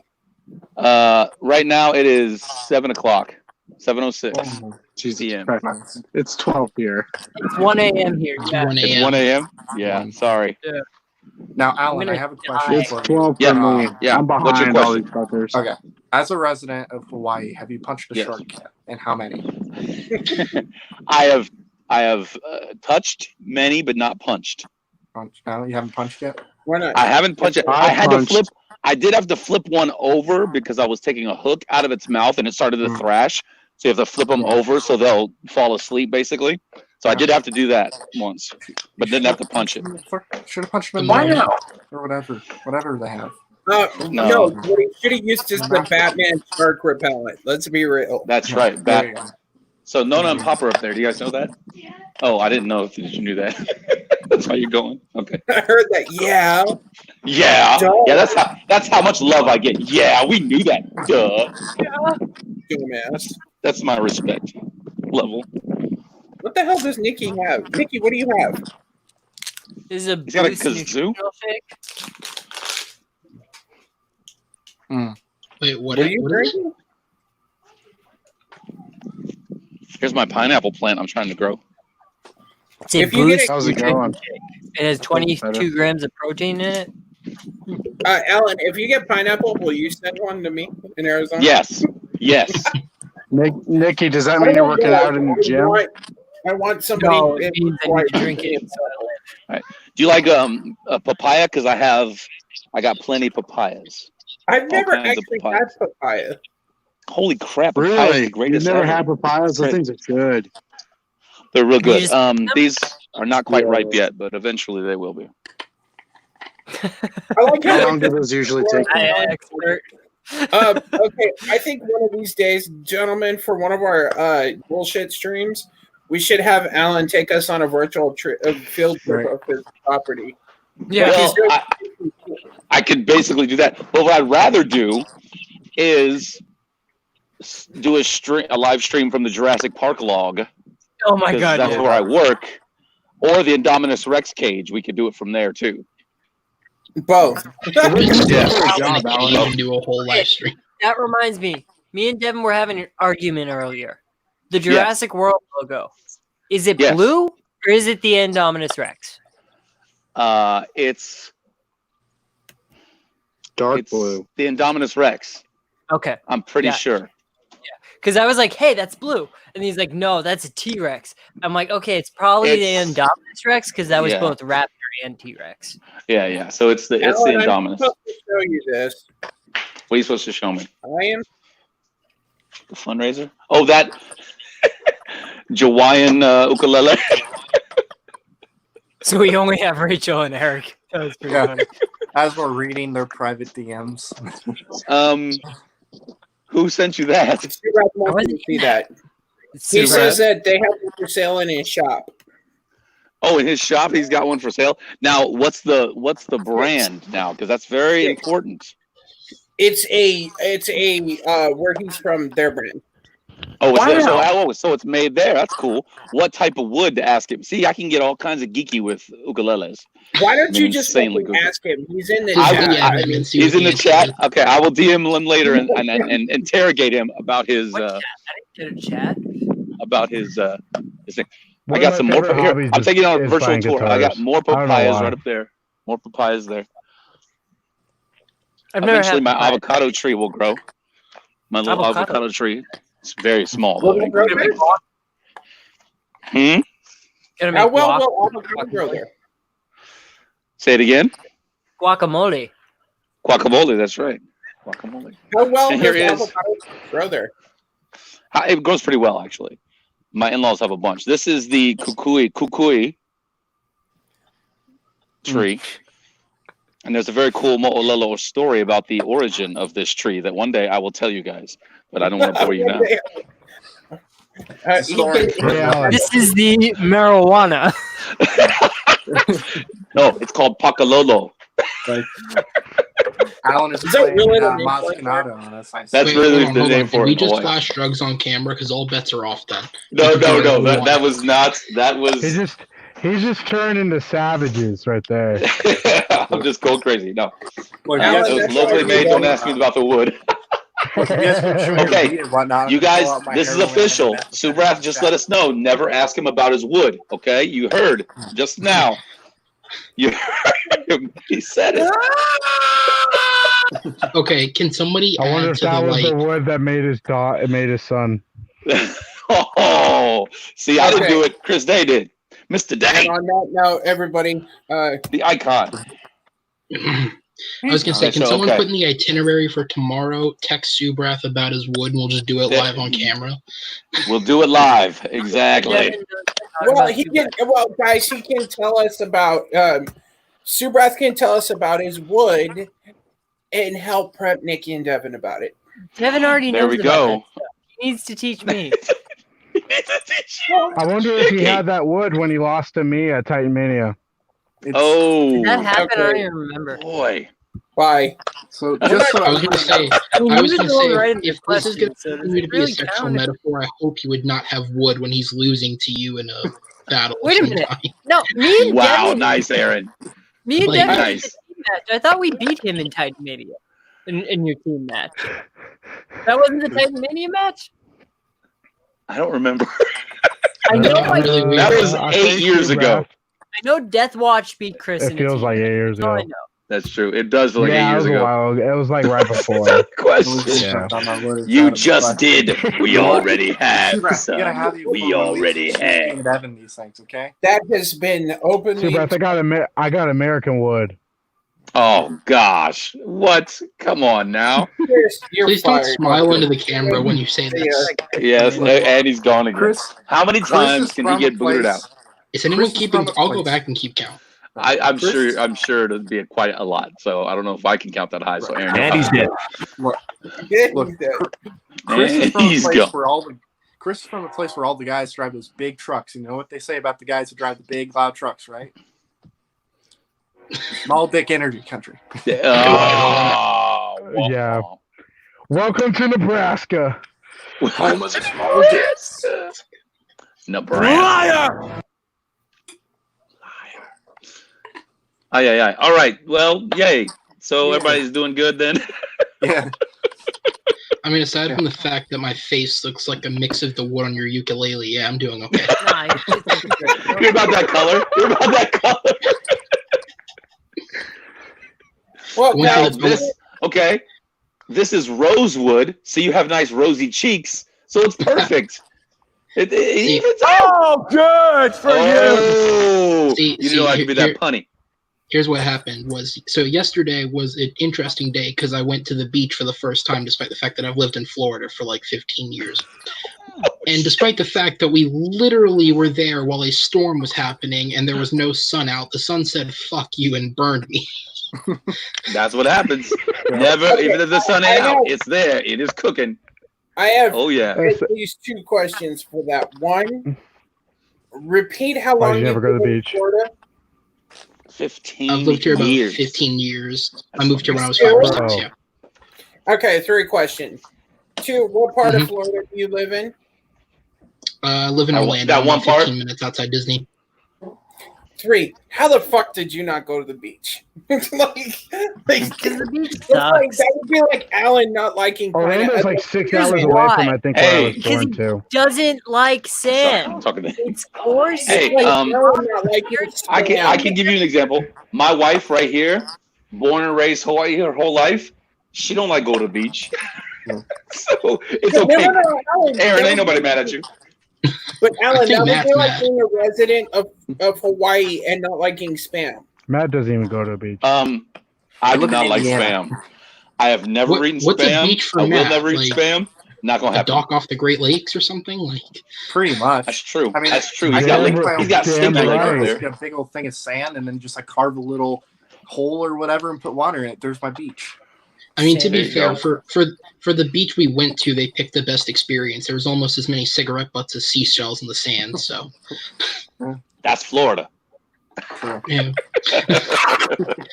If it makes it any better, I have been to a beach before, just never one in Florida. When I was younger, I actually lived in Massachusetts, and I lived right on a coastline. So, Hey. Ooh, nice. that's cold. That's Which nice part? though. Yeah, it's cold That's though. where I am. Quincy, just outside of Boston. Quincy, nice. A little bit Oh, south that's of right. I that. keep forgetting you're in Boston, ain't you, Nikki?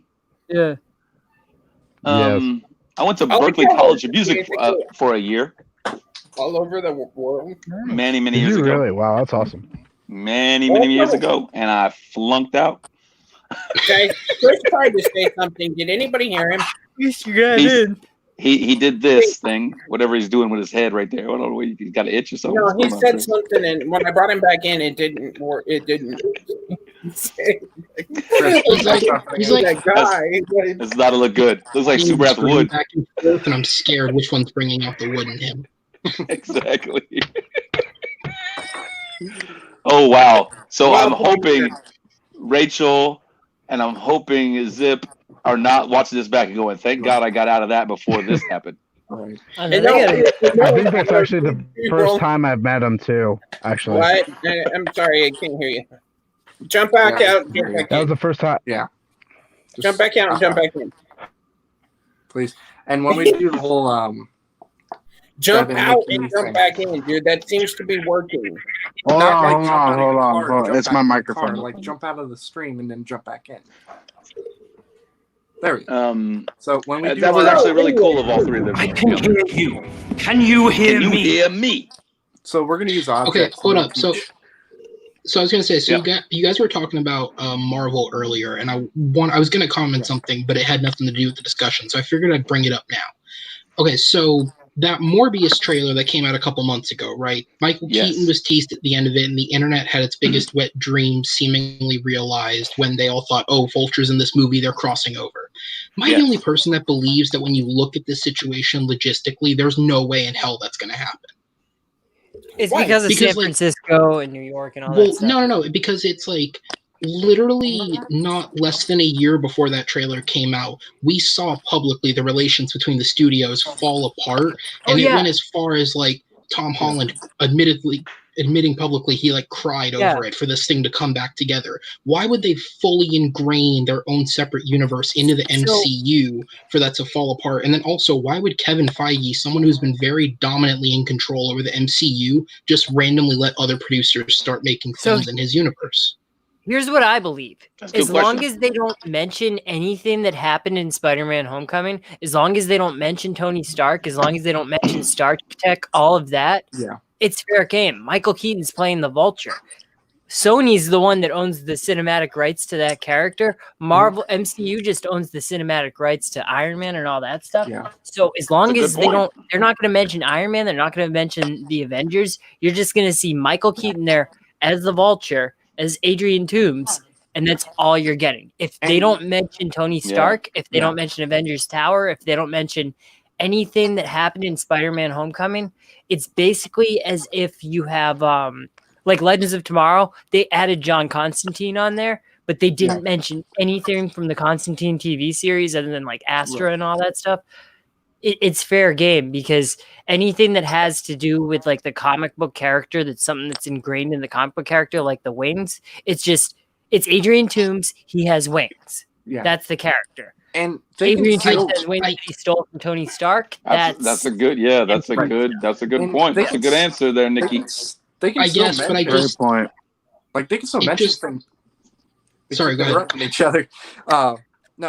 They can mention things from Homecoming still, and mention things from Far From Home. They, like you said, they can't mention Tony Stark. They can't mention Happy. You know, they can't mention the things that the MCU actually owns. But they could totally. So they just can't mention the things that MCU. happen. Like, you know, they can word around things and still, you know, have everything tied together. Still mention things. So, like, you know, with the whole plane crash thing, if they wanted to mention that, you know, instead of mentioning that it was Stark, so they could say, "Oh, there was a crash at, like, you know, Coney Island or whatever." Because I guess, but that seems like just such a messy form of a crossover, because then you're getting another situation like with the Netflix shows where the MCU the Netflix shows don't exist, and the Netflix shows the MCU exists, but you know, the moment where New York was invaded by aliens is called like The Event or something like that, and it's like that's just really messy. Avengers Tower is in a different place every time. Yeah, like it just seems really, really messy to like cross those two over. And again, the other thing is like Kevin Feige is a producer who, with rare exception, has maintained almost complete producing control over every movie he's produced. And even if they don't mention the MCU, like if Venom is now in the MCU, then that means in the MCU at some point, part of San Francisco was attacked and destroyed because there was damage done in Venom to that city.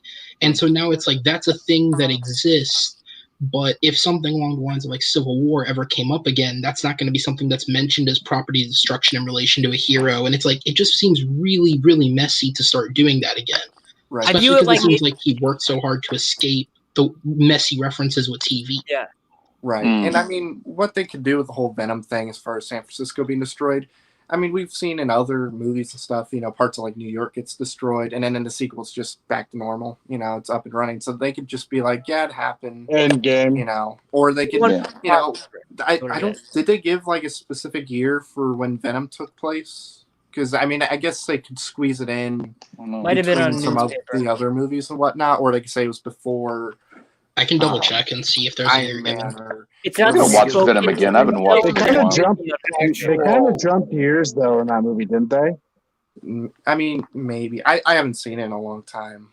I just watched it recently. I think they jump like a couple of months, I think, but I don't think it's years. Yeah. Right. But I mean, Because I know she broke up with him and all that crap. Right. And I mean, and odds are, you know, the whole Spider-Verse is not going to be a part of the MCU. I mean, Sony does own Spider-Man, so they could do whatever they want with it. And they're intentionally vague.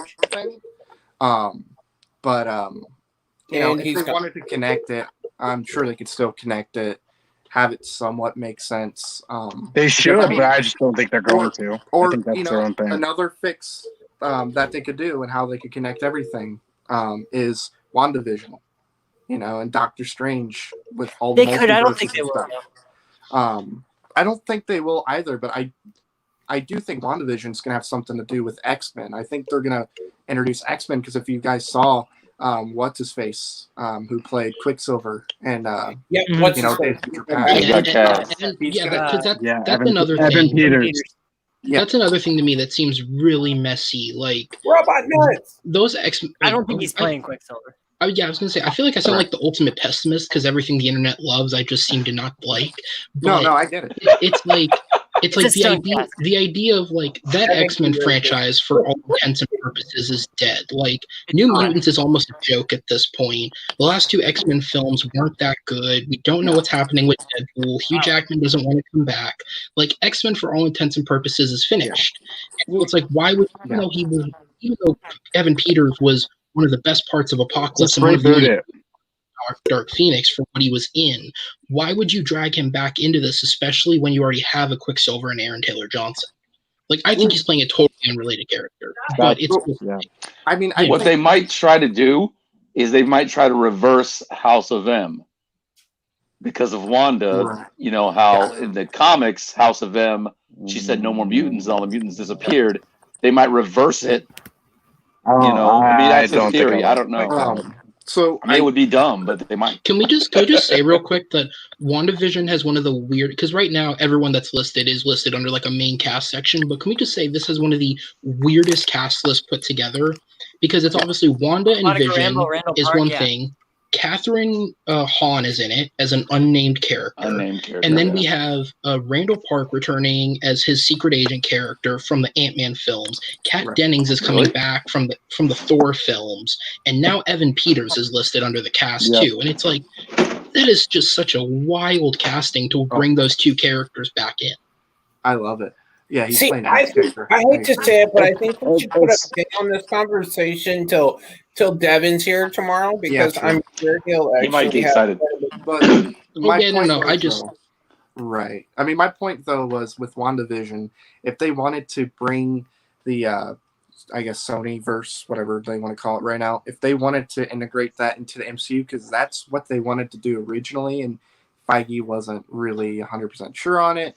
Maybe they have a decent working relationship or whatever, or at least Feige likes working with Sony as well, because I mean he obviously has had experience working with Sony before, and Universal whatnot, because he was producing some of the Marvel movies before. Yeah, he's like some type of producer on all of them. Yeah, all of them. So what I think they could do though with WandaVision, if they wanted to connect it, that's one way they could do it, because I don't think Fox will. Maybe they'll bring Deadpool in with WandaVision. Maybe that's how they do it and whatnot. But I do think that's how the X-Men are going to get introduced, whether it's some of the Fox people or all of them or none of the Fox people and just new actors playing these. I'm going to take off, guys. We'll see you later. Yep.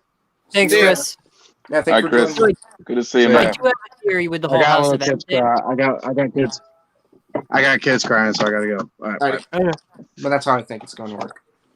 The House of M thing, when regarding that, all I'll say about that is that since they now own the characters after the fact, and we haven't seen mutants in the MCU so far, my theory is that House of M has already happened.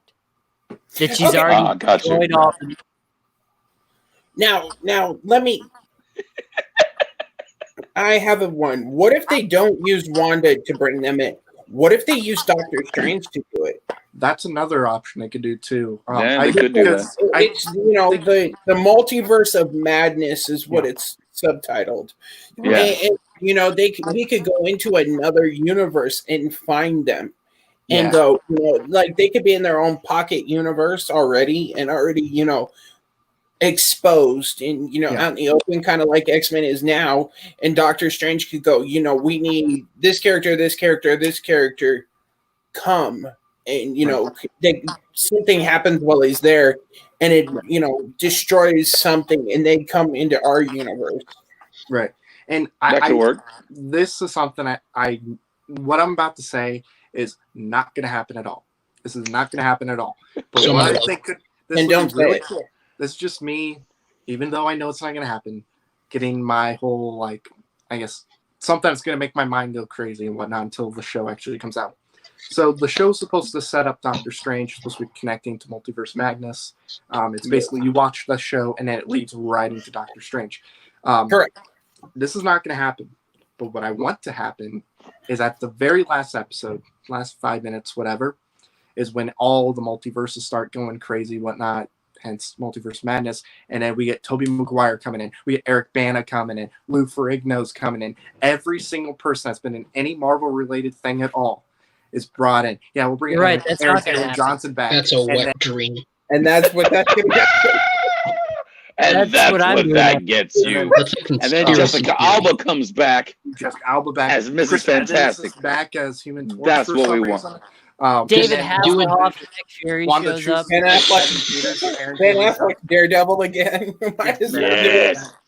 Jennifer Garner, Electra. Speaking of kids crying, I gotta go because my kids are yelling at me, so I gotta get out of here. But Nice talking to you, man. Thanks for having me for a little bit. I'll see you guys tomorrow night. See you See you tomorrow. All right, aloha. Like I said, not going to happen at all. And just like that, I'm back on the bottom. That's okay. Wait. First time I've ever been on the top. Oh, yes, sir. Yeah, I'm telling you, not going to happen at all. But do I want that to happen? Absolutely. And then Wanda has to pick between Evan Peters Who's dying and in Subrat's background? I know, but I'm not going to mute him. Star Trek: A Voyage Home. But no, Wanda has to choose between which actor she wants to play her brother and be her brother for the next movie between Evan Peters and Aaron Taylor Johnson. That's how Evan Peters is Quicksilver in the MCU because she's like, you know what, he seems better, I guess. So we'll keep him. We'll throw you out. So I kind of like kid that played her brother. I liked him. He kind of Aaron Taylor Johnson. Yeah. Thank you. I don't know why I can't do it. I get Aaron Taylor Johnson, Anya Taylor-Joy confused for some reason. Honestly, I liked his version of Quicksilver initially better than Evan Peters. I thought it was just a really unique personality type. It's just Evan Peters got more time to expand on it. Yeah. I just think Evan Peters played into the X-Men role better as Quicksilver. He has that kind of cocky, arrogant, kid. I need Subrath and see what he's doing. Oh, never mind. He's muted himself. And unfortunately, Aaron Taylor Johnson's Quicksilver, by the nature of the contractual agreements of the scripts, was essentially written in and then had to die. So there wasn't really any need to actually develop the character because they knew he was going to die at the end of the movie anyways. Well, they did shoot that one scene where he didn't die, ended up living, and then obviously it was like a fake fake all the new Avengers. And they had to had him in there. They had to redo it in order. I believe, if I remember correctly, it was when Fox found out that they were producing, because when Disney didn't realize Fox were going to use Quicksilver, and Fox didn't realize Disney were going to use Quicksilver and Scarlet Witch, and so they came to a contractual agreement where if Whedon agreed to kill off Quicksilver in Age of Ultron and not go further than one film, then Fox would never touch Maximoff or Wanda Maximoff. Right. The closest they came is in Days of Future Past. You see his little redhead sister, and that's the furthest it ever goes. I think that's how they got Negasonic too. They changed Negasonic's powers. They got Ego the Living Planet too. Yeah, it was a possibly. Yeah, I know there was a little more involved, but it was sports trading. You go here and you go here, and then we'll just buy you a few years later. Yeah. Well, it's cool that they came to the agreement at the time they were, because remember at that time Fox and Disney were kind of still back and forth. You know, they were like, you know, these are my property. These are, but they actually came to an agreement. Well, you know what? That's fine. And you actually see Wanda in the movie. She's actually the little girl sitting in his lap in the movie. Yeah, that's what I said. Yeah, it is, but it isn't. So I kind of like the fact that they even touched on it, and so. That's one of those things where it's like it was probably in there already before they made that agreement, and it's just so inconsequential that it's like, why take it out? Like, it's not necessary. Yeah, and I mean, I like both of their Quicksilvers. They were two totally different characters. Yes. I think that's what I like about it. And Aaron Taylor Johnson's kind of smart assy, kind of, you know, high. I didn't see that coming. Like, yeah, him and Hawkeye were great. It worked in the context of the movie. You know, that worked. And in the X-Men universe, he's kind of more of the jokester, you know, klepto. I actually think let's say Evan Peters is playing Quicksilver. Let's just say he is, for example. I actually think he fits in the MCU very well if he continues and is the same. Like, he would fit into the MCU probably better than a lot of the actors that were in the X-Men movies from the get-go. I mean, you know, Michael Fassbender would have been great to have as Magneto. That's why I'm hoping, get rid of Jennifer Lawrence. Yeah, get rid of some of these people. But if you're going to do this whole, let's bring the X-Men in, and you're going to take people from past movies, because, you know, Kevin Feige did meet with Patrick Stewart about possibly popping up as a cameo. Patrick Stewart did say that they met initially, and then Patrick Stewart turned down because he thought, you know, his arc ended perfectly. He turned down perfectly. Picard initially too, though. Yeah, but he thought it ended perfectly. Yeah, but I think the difference is, like, Picard never got like an ending, whereas Logan was as much of an ending for his perfect end for Professor X as it was for Logan. Right, but I mean, since they have met, I mean, because of that, there is a possibility to where they could use that and bring some of the people in. If they did that, I would love to see Michael Fassbender come in as Magneto. I would love to see why am I blanking on his name? McAvoy. Yeah, McAvoy would come in and play Professor X. How do you make him a Holocaust survivor, though? That's the biggest problem of having the Avengers in present day. You'd have to be like a period piece. Multiverse, yes, yeah. Multiverse. Like, hey, that's the part that I need to be constant, is that Magneto needs to be a Holocaust survivor. They could make it work. People seem to forget that X-Men First Class is set in the 60s and Dark Phoenix is set in the 90s. They didn't age at all in 30 years. They would look great in the modern day. I think the best way is to have Hydra freeze Magneto, just like they did Winter Soldier. I mean, they could do that, but if they were gonna use the multiverse to bring him in, I mean, that's one way, just to bring him in and be like, yep, you know, Magneto, you know, Michael Fassbender, you know, Holocaust, whatnot. Or they could just do kind of what the characters were based off of initially and make it more back in the 60s, you know, and have, you know, like Denzel Washington play Magneto, which would be really cool too. So, you know, I guess I don't know what they're planning on doing with it. Obviously, they are going to bring them in. Feige dropped the word mutants in Comic-Con, so he obviously has a plan for them. I just think there's ways where they can bring some of the characters in that people like, you know, and then do it that I just don't want to see it rushed.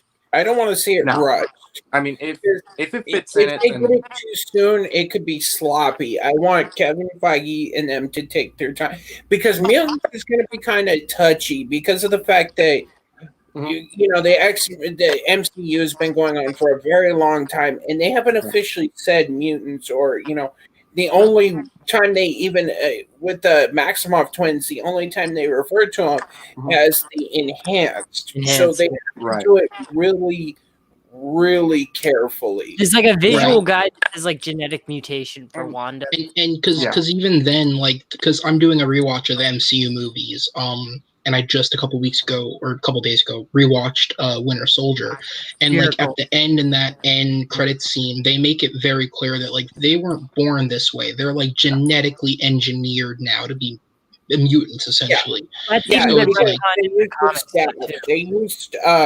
used Loki's scepter to do it. So, unlock a latent ability that was already there. So maybe because, and you never know, we don't know how long they've been doing these experiments. Maybe it failed on somebody, but it unlocked a gene and he passed it on. So it spread, and they can go back to that because you never know exactly when he started. He could have started during World War II, and just because he wasn't officially a Nazi. They started as Nazis. So yeah, and honestly, I think Feige said a year or two ago he had a 5-year plan for the MCU.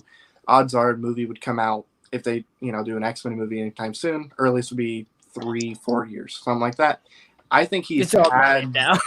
Right, but I think he's had it planned from even back when the first Avengers came out. I think he's had plan A through Z planned out where he's like, okay, maybe Disney gets the rights to the X-Men. Maybe they get the rights to Fantastic Four, and so I'm sure he had a plan for it. I just think the easiest way to bring him in and have it make sense is doing the multiverse stuff, because then you can be like, yeah, they're from a different multiverse. This is what they went through. They're mutants. That's what they call themselves. That's what they always were called, Or they can do like the lab thing, but they did say in that end credit scene, right, that only 2 of them lived. Yeah. Yeah. All right. So Nikki, thank you for jumping in, brother. We will talk to you in your time apparently tonight. Thank you for hopping in, brother. We'll set up about the same time as usual tomorrow. And we're just gonna don't tell. I doubt Devin will watch this, but don't let him know that Rachel and them are gonna possibly jump in. Let's just fuck with this. Yeah, I'll keep that as a surprise. I think I'm gonna hop out thanks, too. guys. Thanks for having me. See you guys tomorrow. Prosper, peace and long life. I just want to say, rest done. He says he wants to chat for a few minutes. Yeah, I just want to say, you guys, thank you for coming, and Aaron, thank you for doing that. I mean, it's very unexpected, and thank you so much. Yeah. And by the way, Subrath, we have been shouting out everybody as they've been donating. We actually did Jonathan right as we went on the air. Somebody started the stream before I knew it, so like in the middle of it's gonna be funny. I'm gonna have to go back and watch the opening of this to see where Adam where it caught Adam in his conversation. So but yeah, this has been a hell of an experience. Screw it, Matt. We're at 0. Why don't we just head off. call it a night? Aaron, I do want to shout out. add you to our group for tomorrow. What's up? I will add you to our group for tomorrow. I will hit your friend request as soon as I get off Facebook. And no, Facebook and StreamYards don't work that well together on my computer, but it is. Yeah, I figured. Yeah. So, Matt, I do want to give a shout out again to everybody that donated really quick. We'll go from first to last. So thank you again to Jonathan Peck, to Jake Lacavetta, hope I said your last name right, to Aaron, to Troy, and to Subrath, even though you were clearly outside right now because I hear those mini motorcycle or mopeds driving around and honking. I recognize those horns everywhere. So thank you everybody that's donated. The link will be up for at least another week, and if it's not up whenever you can donate, go to NAACP and you can donate on their website. All right, guys. Believe it or not, I'm actually inside. It's just that it's open. It's an open shop, so yeah, you can hear the motorcycle. Jesus, man, there goes the truck. Yeah. And on that note, I was Matty G. Like I said earlier, ladies and gentlemen, it's easier on your body to be a nice person than it is to be a dick. Spread the love. Be kind to somebody. If you want to fight the fight, go for it. If not, spread the word of people that are. Because we can't do this ununited. We need to be a united front. We'll see you guys next time. I remembered this time.